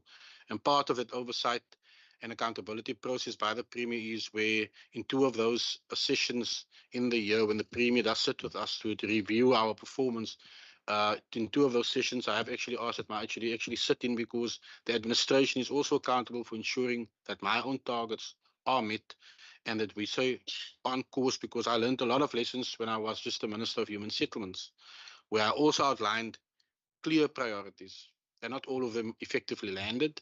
And I was held accountable, which I welcome. And I saw in the human settlements lens, why some of my priorities could not land due to the deficiencies that were actually in human settlements, which built up over more than a decade preceding me becoming the minister in that portfolio. So I had to change course just before I was informed I was going to be the minister of a new department by the Premier. And that leads me to Minister, Honorable Member Heron's question. Why did we merge? Ultimately, Premier, and which I fully support his vision, was to have one single lens through which infrastructure is planned at the provincial level. It's coordinated to implement it. So we foresaw those 3 possible roles for our new department. Because when we engage local government, for them, it didn't make sense that a component of infrastructure is in human settlements, a component is in public works, a component is sitting in education, and a component is sitting in health, because they too get specific grants for that disposal. So the overall objective was to find and have a department that leads to singular focus, creating a singular pipeline, but above all, not only focusing on our provincial infrastructure, streamlining and aligning and ensuring that local government then also starts aligning their common objectives to be aligned with the provincial objective, because they actually have a bigger pool of funding at their disposal if you look at their supply chain processes. But the third, and which is a crucial component, is that the private sector also do their developments and their initiatives, and to bring all 3 that through one lens, which we are busy with at the moment. So it's to find a singularity and a singular focus in terms of infrastructure in the Western Cape, which is something which I fully support as well. But also to ensure that we address the legacy of the past, which after 30 years, we're still seeking to address effectively and efficiently, but also where we are currently and how we shape through all these 3 role players and partners into the future, ensuring that we accelerate jointly in partnership, which is why in this term, one of the focus areas is partnership for me. Because the reality for me is, as much as a singular infrastructure department, the grants that my department receives will never be adequate, as you rightfully state, to actually address the infrastructure needs, which is why, for me, the focus is on partnership. It's to ensure that we stop local government from wasting sometimes their grants on unnecessary infrastructure and singular focusing it together with us. But the private sector, whereas we deliver, I'll use your human settlements example. We have a target of 8,000, but we can deliver just under 6,000. In the same year, the private sector delivers almost 4 or 5 times what I can deliver as a provincial government. So how do you partner that together to maximize our output together as well? Indeed, Honorable Heron, you did refer, and I can respond to this, but I'll ask that once the HOD does delegate through to Labika as the DDG, because she's held accountable for the performance and she must account for that. That yes, the Department of Human Settlements historically did have a history of underspending. I can't shy away from that. I take accountability for it as the minister, but what I do need you to be well aware of is when we changed national ministers from Minister Sisulu to Minister Kubai, the focus changed, the strategy changed, and yes, we did have min-mix, and I did give inputs on behalf of the Western Cape. Some I managed to be successful. Affordable housing is one of that, where we were the poorest performer up until 2018, and you will see in the previous term, we are now the best performing province, almost increasing our output sixfold in terms of what we contribute. So that for me is a win. The downside to that, and which is something I also supported, is that we need a focus on informal settlements, which is why the ISUPG grant was conceptualized and all 9 MECs supported it. But what we have come to learn in all 9 provinces, just in the Western Cape, again, there's a singular pipeline, there's a singular process we follow in the Western Cape. We are the only province which has a ISSP, which is the Informal Settlement Support Program, where all municipalities engage on a quarterly basis with the provincial government and our relevant branch. It's not a department anymore. But believe me, so much is stuck in planning in local government. Nothing ever goes to implementation. And that's the problem in all 9 provinces. But why it stands out in the Western Cape is because we had a number of projects in the ISUPG business plan, which we now submit, which was ready for implementation. And then COVID-19 happened. And the problem that you had now is, I mean, you yourself were MMC of Human Settlements in the city, the different categorizations of informal settlements. We are now seeing more and more focus on informal settlements that will never be able to be developed, but just so that they can be provided with basic services. So you're now seeing a shift away from your original plan, business plan, to informal settlements that are 2 or 3 years old, whereas in the Western Cape, and I think we're the only province that can even submit it to the standing committee, we know exactly by categorization the age of all of our informal settlements. Yet our funding is now being needed to shift the whole time towards category C informal settlements, which are 2 or 3 years old. Some are even 2 months old as I sit here, that are making specific demands. And that is a matter which I did bring up in the MINMEC we had last month. And ironically, Gauteng is the same problem. KZN is the same problem, because now even National Treasury is asking, why did you ask for a specific grant when you can't even spend 20% as a collective, as provinces, on a grant? So that is something which we as a cluster are looking at, because National Treasury are asking very pertinent questions. And we are one of the few provinces which has a business plan which is backed by data, but the ability to spend is hamstrung once it gets to local government, and all of their plans can never get further than planning. So as you can see, again, that these are matters outside of our control. In terms of the HSDG grant, again, because I sign off on the business plans, I take full accountability, but I'm well aware I share that accountability with how my local government partners are performing. And we have seen since 2021, and you will note if you look at the different financial years, as soon as we saw the finalization of the local government elections, where there are unstable councils and decisions can't be taken, I can sit with a business plan, but nothing can happen. I've seen some councils taking weird decisions which is not even on the business plan. In the past, the National Department of Human Settlements used to give us rollovers. She stopped doing that, and I actually support that, because we all agree, and again, it's not just our province that has this problem. If we are stuck with a dysfunctional local government, it's either we then remove those plans from the HSDG business plan and let the council sort out the circus they are busy with, and we reprioritize that in an adjustment budget to municipalities that are stable, that are able to deliver. And we are looking through the lens of the Department of Infrastructure to actually set up a project implementation unit that will seek to accelerate specifically the weaknesses of human settlements. Because I also need to acknowledge that human settlements, when they were a department, they did have deficiencies which were never addressed for more than a decade. And We are now seeking to address that through this PIU and also to beef up some of their shortages, which is why in the previous term, chairperson, you will always hear about us talking about refresh phase 1, which wasn't so fresh for us, to be quite honest. It came up during the process once we merged and created infrastructure and mobility, but they must talk for themselves.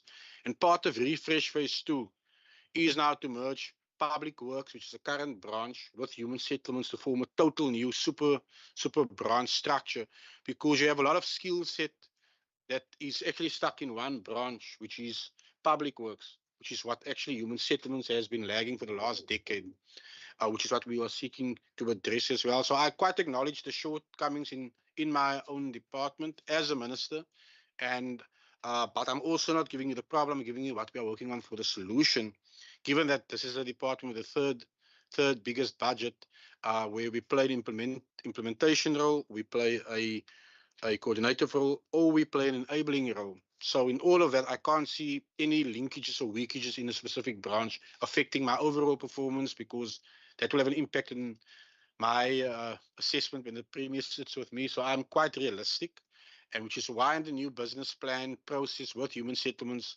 at a national level, what we have signed on, HOD and myself, is realistic. We know what we can deliver. And yes, at times we will surpass the target, at times we may not per quarter.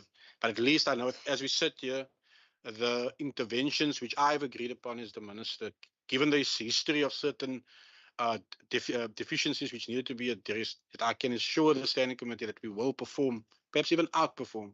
But at least this time I know it's realistic. It's not giving a number for the sake of giving a number to please National. It's realistic to what our outputs are. But again, that's why I've been addressing and engaging. And I want to thank the chairperson who's been with me in 2 districts so far.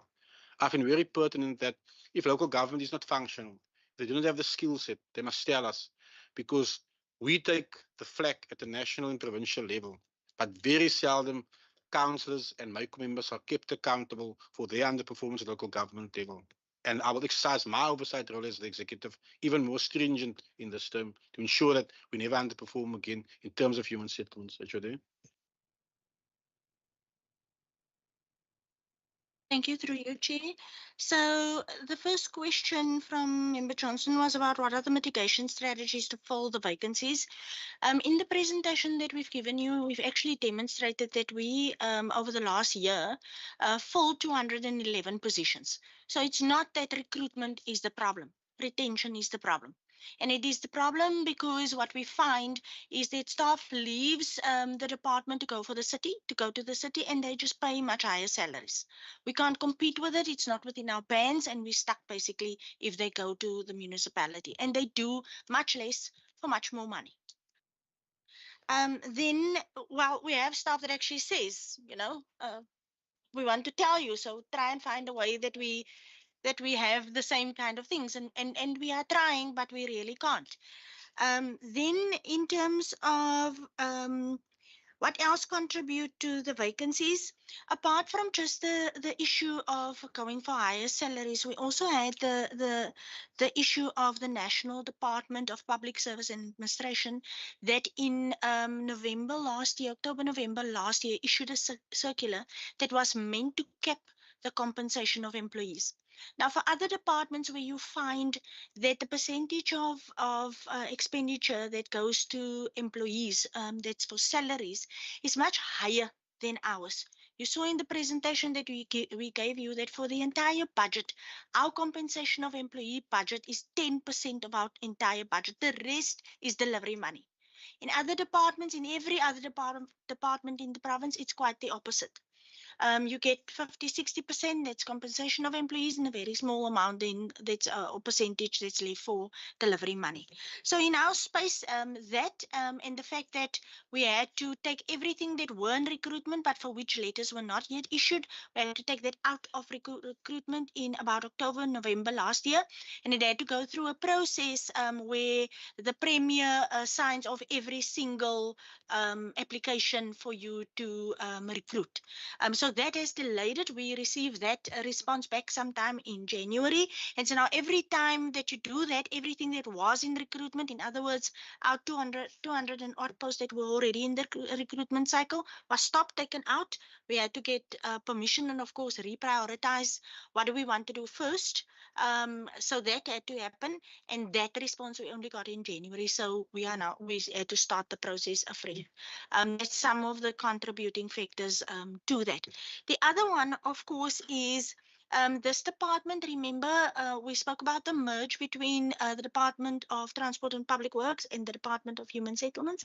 And then Program 1 specifically had to deliver as an interim arrangement the services of the entire Program 1 for both the new Department of Mobility and the Department of Infrastructure for the first 6 months of the year. And therefore, this management arrangement only stopped in October of 2023.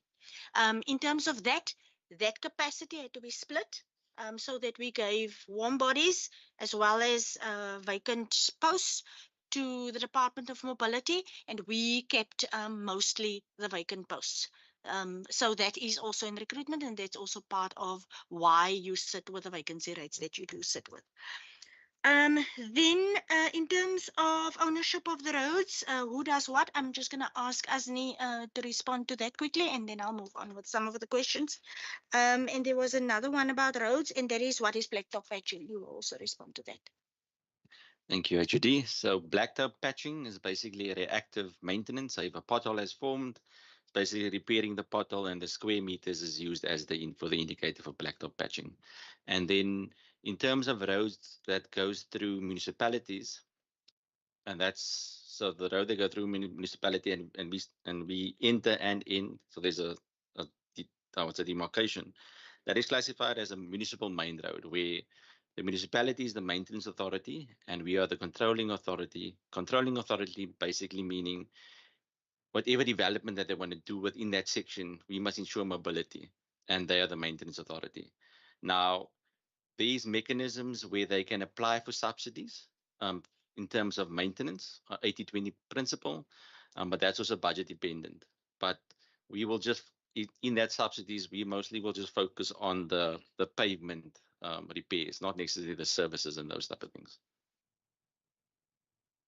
Thank you, Chair. Just to add that there are circumstances under which a provincial road could become a municipal road, and that is if the usage along that road changes. So if you suddenly had communities forming on new developments there, then there is a process in terms of which we would transfer that road to a municipality. Then the question about green hydrogen that the member indicated was theoretical. In this context, let me just say that this is not just the Western Cape applying. We are actually having or concluded an agreement with the other two Capes, so the Northern Cape and the Eastern Cape, and this would be a 3-Cape initiative. The other part of it is, as far as the financial viability of the project is concerned, that exercise is being undertaken by the Department of Economic Development through its entities. Then in terms of extortion, the question was around where do we find it? Mostly we find it in the human settlement space and then in the works education space. That has been historically, it is in roads, but not as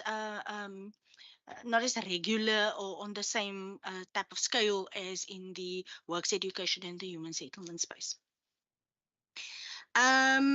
Then we had a question about from member Mbombo to ask how do we apply SMART, the MTech, and of course where will we be dropping the implementation for the new money? Chair, through you, the objective here is in rural areas. That's the focus for us over the next couple of years. Then in terms of SMART and the indicators are being finalized. It is the first year that the ministers are being asked to develop their priorities and for those priorities to be included as part of the APP and included as part of performance agreements. And so therefore, the moment that it is finalized, and we've already done an alignment assessment in our department, so the programs that we are implementing are very well aligned with what the minister's priorities are. And like I said, the focus areas are predominantly the rural areas for us. Um, then, Member Erin, you asked the question about what was the informant of the merging. So what I can say from a human settlement space, just to add to what Minister's already said, is the difference now is that human settlements, like the other branches, has access to infrastructure specialists, where as a department alone, everybody's competing for the same kind of resources. Human settlements would be competing against the Department of the previous Department of Transport and Public Works for your quantity surveyors and your town planning and your engineers and so on and so forth. And now you have access to all of those in a singular department, and therefore this is intrinsically linked to Minister's part of the answer, where he indicated that the next is for us to say, how do we integrate the human settlements team into the public works team to form your new team that also has to look at new competencies in this space. Then in terms of your point about availability of land was a challenge. And of course, us making land available, we recognize that. Therefore, when we speak about a change and shifting gears, we are talking about different delivery strategies. If you are going to do the same thing with the same people when there's less people to do it, but we have now new money, we're going to find that we get the same result. This is not the idea. The idea is to go into partnerships to explore alternative delivery mechanisms such as turnkey projects, where we enable it, we release the land or make the land available, and we get the private sector to look into how do they then use this opportunity, but of course to the benefit of the government that says this is our priority and you first and foremost address that priority. This is part of the acceleration strategy, and we could at some point or another give a detailed presentation to the committee as to what is the thinking. The idea is that we do this together with Treasury, Provincial and National, as well as the Development Bank of South Africa, the World Bank and others, to look at funding sources, but also to look at the delivery mechanism that's suited to that particular funding source. So this is there's quite a lot in this space, and therefore, Chair, I am saying we are prepared to come and have a conversation on what would change in that space. Then, in terms of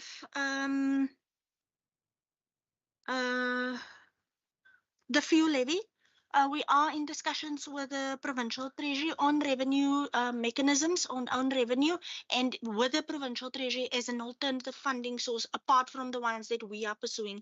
They are looking at different or reconsidering different funding sources and what that would mean. So that's still work that's ongoing, and it's work that they've recently presented to the cabinet in terms of their change in strategy to find alternative sources of funding.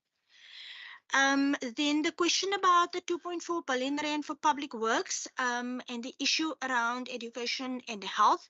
At the time when the APP was published, we got no input from the Department of Education in relation to the APP targets. Remembering that they hold the budget, health and education respectively, and therefore they do the planning. We, from a sector point of view, have sector indicators that also then is carried in our APP, and for that we get the inputs from them. We don't determine our own indicators on behalf of health and education. So at the time of the publication of the APP, we have not received this, and this was reported to the provincial treasury in all of the relevant structures. So that's why you see that difference. Then Mujahid, can you just give the explanation of the budget? Thanks, HOD. So the question was around the infrastructure projects, that's 800 million, but the actual programs budget is 2.4 million rand, to a billion rand, excuse me. There's a lot of other costs that are not in the APP that we budget for. For example, we have property rates and municipal services that we have at 270 million rand. We also have rates and taxes that we've budgeted for at 690 million rand. There's operating leases, 215 million rand, and then also COE, which is not in the infrastructure projects. That's around 300 million rand, and other operational costs such as the facility condition assessments that we have to do to comply. enablement, etc. There was a question also on the EPWP that it was 67% spent already. So that's a national grant that we get. It used to be on the 13 million rand level in prior years. It's now dropped to just under 5 million rand. We complement that budget with our own funding on voted funds. So it's supplemented. That's just the national grant. So we make up for the difference with the internal budget of the department to cover that. So we will then, once we've exhausted the conditional grant, we then start using our budgeted funds on our voted funds. Thank you. Thank you, Mujahid. Then there was a question about the Economic Development Hub. What is it? The Economic Development Hub is a component within the department. It's a unit that we created, and we created it for the purpose of driving the Infrastructure Framework 2050. So there, at the moment, you don't have any APP targets, and the idea is that we recruit it over time, we build it over time. This is incubated in the department, and they will look at things such as planning large infrastructure programs, integrated planning, things such as that. And for that, remember, anything new that we create in the department, we have a phased implementation process because of the cap on COE. I'm not sure if I missed any of it, Chair. Okay, so we've got follow-ups. Member Heron, then Member Bryant. Yeah. Thanks, Chair. It's not really a follow-up. It's just maybe two questions that were not answered. I addressed in response to the HOD's comment around working to make sure that no one is illegally evicted. I raised questions around what the department's engagement has been with the city around the release of Woodstock Hospital and the 830 odd people who are occupying that hospital, and what the plan is for them. I mean, are we really planning to evict them? And then I asked about the Helen Bowden and what has happened with the work that was done on Tafelberg. Why is it apparently being reassessed after there are a number of assessments already showing that Tafelberg School can be used for social housing? And then the other question that I asked was the department's role in the safety priorities and the safety plan. Minister? Oh, thank you, Chair.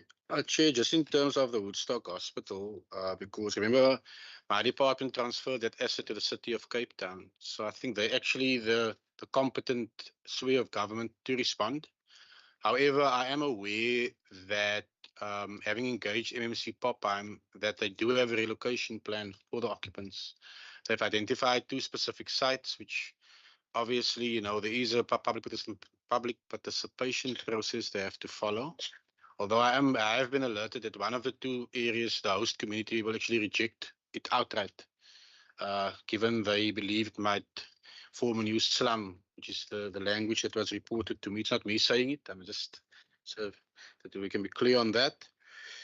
In terms of the Allen Bowden site, we are set to have a meeting in the next 14 days.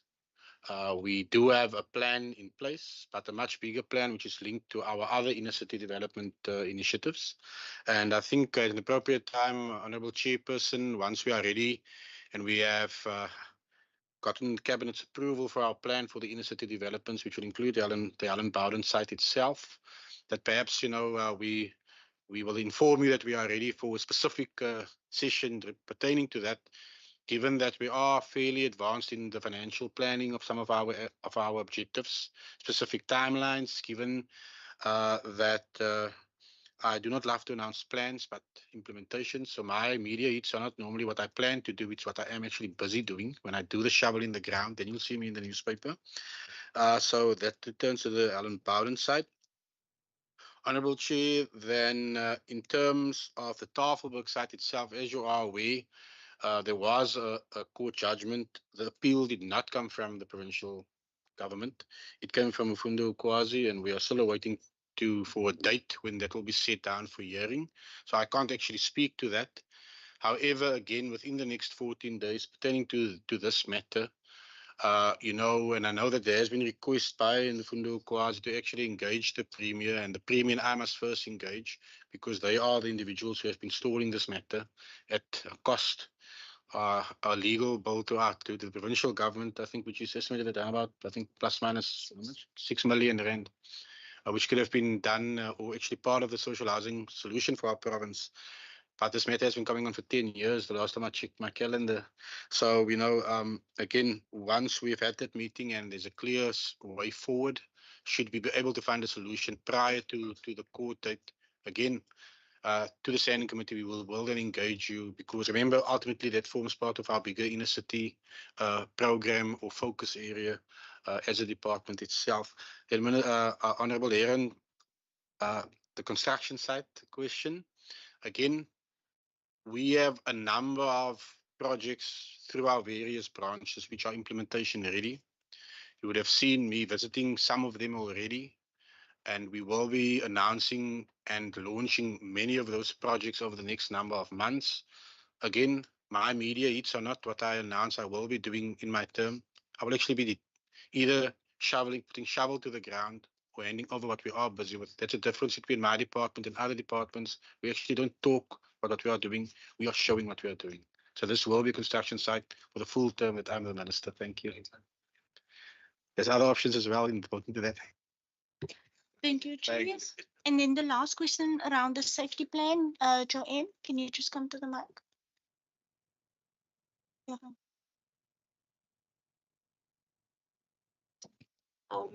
Our involvement is very focused on the growth for jobs priority focus area. But within that, we've aligned some of our outcomes to the safety and well-being part of the growth for jobs focus area. So one of the outcomes that is listed in our APP and the strategic plan for the next 5 years relates to leveraging provincial infrastructure and the portfolio and mandate to bring fundamental spatial transformation. And one of those, if I can just highlight that, it's around housing opportunities, and that is to look at providing adequate housing opportunities for our citizens, but also on the side of the Western Cape Infrastructure Framework, which is in development. We are also looking at the safety aspects, so prioritizing that. And I think in developing the principles, we're looking at setting guidelines, norms and standards, and also looking at the construction and operation of infrastructure projects there as well.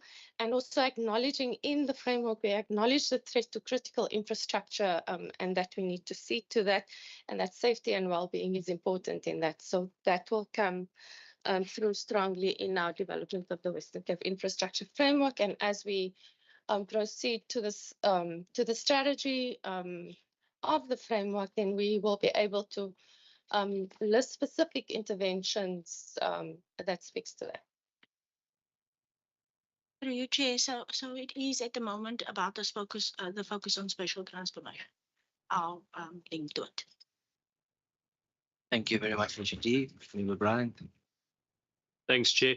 The one is just a question that I want to re-ask, but just following on from what was mentioned by Honourable Heron earlier in terms of funding some of these projects, you did speak earlier about how you didn't want to do regular PPPs, that there was a new sort of partnership model that needed to include municipalities. And can you just expand on that a bit, because I didn't quite get what you were saying. So, in terms of leveraging the private sector funding, is that contingent on having a municipal entity involved? So can you just expand on that?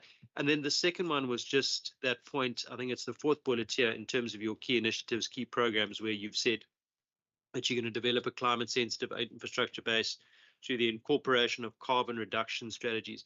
If you can just give an example of what the carbon reduction strategies are, because as I say, you mentioned adaptation strategies, but what are you doing to try and reduce your emissions? Because that's my understanding of what that initiative is. Thank you.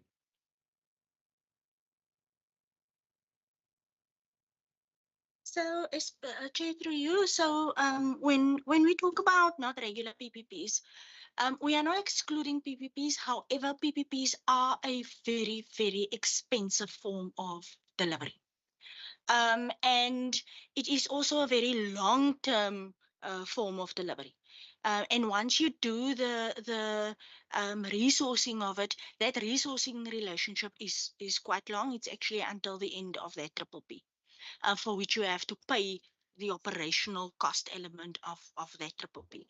What we are talking about when we talk about private partnerships with the private sector, we're talking about agreements where, let's make an example. If you talk about that you want to have a front loading agreement, we're talking about an agreement that in its complexity would mirror a triple P, but in its process of going through the feasibility, to which you have to get TA1 approval from national, TA2 approval from national, and somebody else evaluates your project before you can go to the next stage. That's not what we're going to do. In other words, we go through our processes, we agree on what we are going to do, we do the contracting arrangements, and we manage it either internally or through resources board that would do it on our behalf internally, as opposed to that you have to go through a regulation 16 process for the acquisition of a transaction advisor, which is nothing other than a consortium of professional service providers, such as your legal component, your financial component, your specialist technical component, but you pay for that on a very different rate as you would pay for normal procurement of a one-on-one kind of basis. In addition, the timelines for triple Ps is quite long, even just to get the approvals. And for that reason, we are not wanting to go through that timelines. If we say we have an agreement with the farmers, and the farmers agree that in terms of the surfacing of the gravel road network, they want to do a contribution, then the whole idea is how do we structure this agreement? Because most of the times it's not about the agreements themselves, it's about how it is structured that prevents people from actually wanting to go into this kind of agreement. A very good example is in the case of health. If you have your hospitals, you get wings that are donated. In other words, they go into the private sector, goes into the hospital. There's an agreement between the Department of Health and the private sector. They go into the hospital, they do the kit out, everything. They do the refurbishment of the entire ward or whatever it's going to be. They do the fit out to whichever extent they agree with the Department of Health, and they hand over that infrastructure as turnkey infrastructure. So this is what we're talking about, and that's not a triple P. It happens on a daily basis across the health sector. Health will then come to us to inform the custodian, listen, we have a partner that's prepared to donate a ward or a unit or health tech or whatever it's going to be. Can we get your permission? Because it would affect the infrastructure in this or that way. We give the permission, they go ahead, and it's an agreement between them. The moment that they're done, health then sends us the transfer document saying, here's the improvements that we made to the infrastructure for you to make sure that the asset register is updated. So we're talking about that kind of thing as opposed to your traditional PPPs. If that makes sense. When we talk about carbon reduction strategies, I want to make a particular example of the green building on the Karl Bremer site. So in terms of that, what we've done, and actually we are a partner, we are subscribed, registered as a to the Green Council, and the whole idea is when we build our infrastructure, the retrofit of it is very difficult. But when we build new infrastructure, we have these considerations. We have the whole idea of how you change things in its entirety in the design, in the construction, so that you get your green infrastructure as a way of reducing your carbon footprint. So that's what we're talking about. But it's also not just that, it's also about who do we buy from and what is their input considerations into the products and services that they deliver, to in terms of which extent it benefits us from a carbon footprint reduction point of view. That makes sense. Thank you, Chair. Thank you very much. Is there any other questions, member? Just to deviate, what is the status quo of the National Treasurer support of the infrastructure projects? that they were going to fund. Yes, the BFI. What is it? Where are we now when in regard to that? Thanks. Probably maybe for the colleagues, you can explain further in terms of what I'm asking. Thank you, Chair. So the National Treasury is a very particular fund which is called the BFI. It is actually a budget funding facility for large infrastructure projects, so mostly capital projects. That was the focus. And when Minister Ramagopa was the Minister for ISA, there was a consolidated, coordinated effort from the Western Cape to include our large infrastructure projects. So there's a criteria that indicates when we talk large, we mean in excess of R1 billion. So there was a coordinated effort that stretched across departments that was coordinated by this department in soliciting those projects, as well as the planning documentation and the application documentation that was sent through. When Minister Ramagopa then changed to a different portfolio, just when the national minister made the budget speech, we were told there are some different projects that's going to be funded. It wasn't so. The only projects that were funded was the Klein William Dam, if I have it correctly, I think Full Clip, but none of the provincial projects at all. So this year we were again asked to submit roads projects specifically, and that was for the special window, which was for a very limited time. And I think Health submitted health technology for the special window. As far as our department is concerned, we got a response to say that we went through to the next round, which is the technical assistance. That was about a week ago or so, and we were asked to submit those documentation and information sets through by Monday, this month, coming Monday.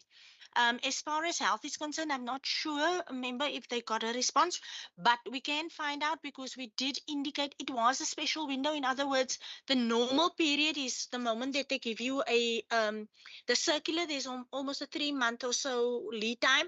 This time we had a month lead time to gather all information, submit, and I'm now talking about just the concept plan and the application for submission.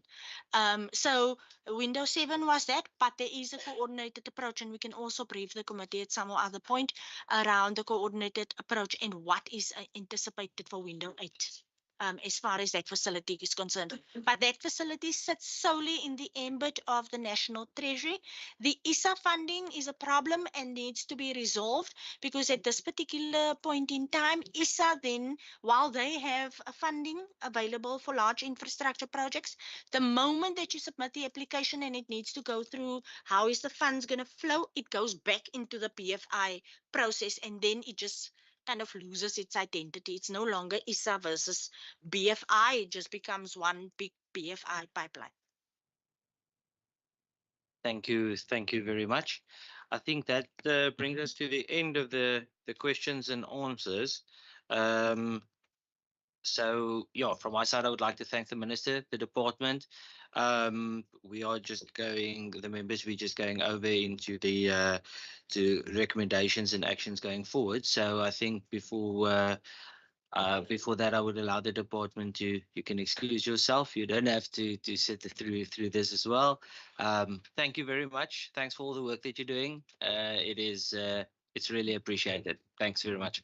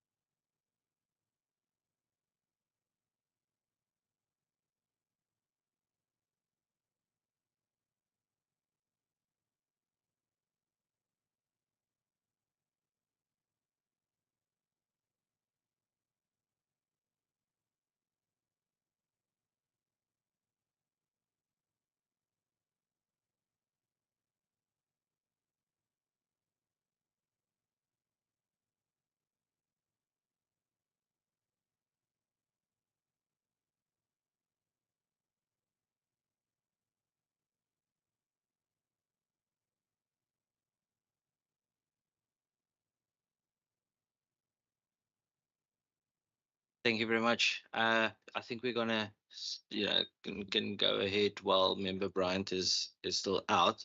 Yeah, just from the onset, I think the next meeting will be on Teams. It will be on the 10th of September.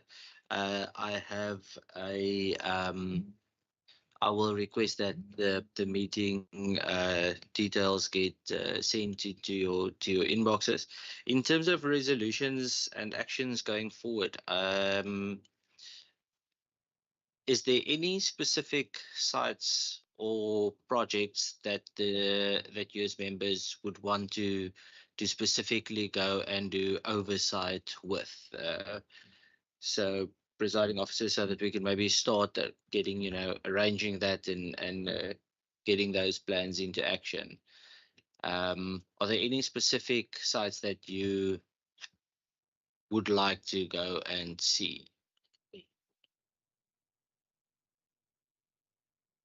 Again, I think for me it's a matter of when they finalize to identify the specific sites as the minister's priorities.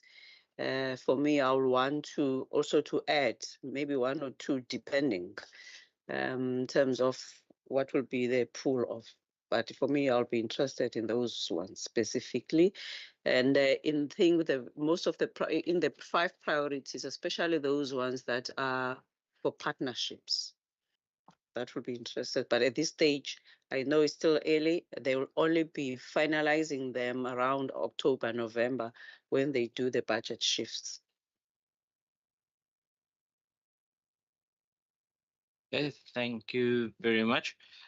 Yeah, so I said earlier, and I know that HOD also mentioned it, I'm very much interested always in what the local authorities are doing, because I think a lot of housing projects and all of that takes place.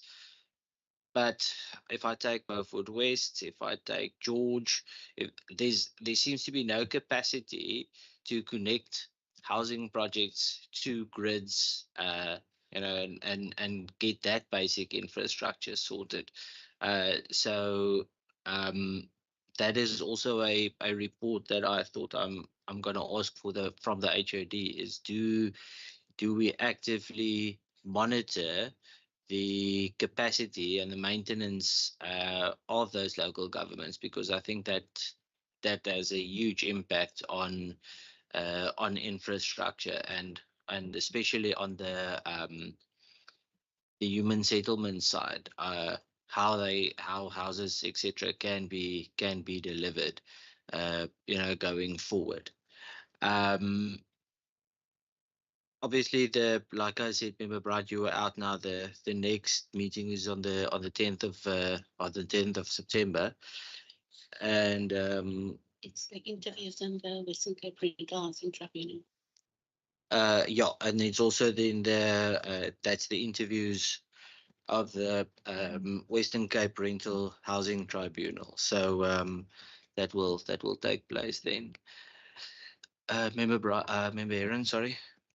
Thank you. No, this is not a request for site visit, but if we can take a resolution that the department presents the ISSP plan that they mentioned and their turnkey project plan with the tied to the release of land, and then their plan for Helen Bowden. Perfect. Presiding officer, you have got that. Is there anything else that one of the members would like to mention, or can I, Member Bryant? Yeah, I mean, I would like to try to find out more about these intentions to be more climate ready and climate sensitive, and all of their plans for reducing carbon emissions and green buildings and all of that. But I'm not going to request anything right now. I'm going to chat to the minister first and just see maybe if there's something that currently exists, and if not, then maybe they must come and chat to us. But just to note that. Okay. Perfect. Thanks, Member Johnson. Thanks, Chair. I would actually like to see the updates on repairs in Citrusdal, as we are aware that the department is spending a lot of money there as we speak, and yeah, I think it is in terms of mitigation strategies as well. I'm not 100% sure that when we do see these sorts of storms or floods again, whether yeah, it would just be interesting to see what the teams are busy with there as we speak, as I think it's one of the largest repairs happening within the province at this stage in terms of roads. So yeah, that's just a request from my side. Thanks. Okay, perfect. If that then brings us to the end, I think we have resolved already that we'll have virtual meetings going forward unless specifically requested otherwise. So yeah, this meeting is then adjourned. You must have a enjoyable weekend.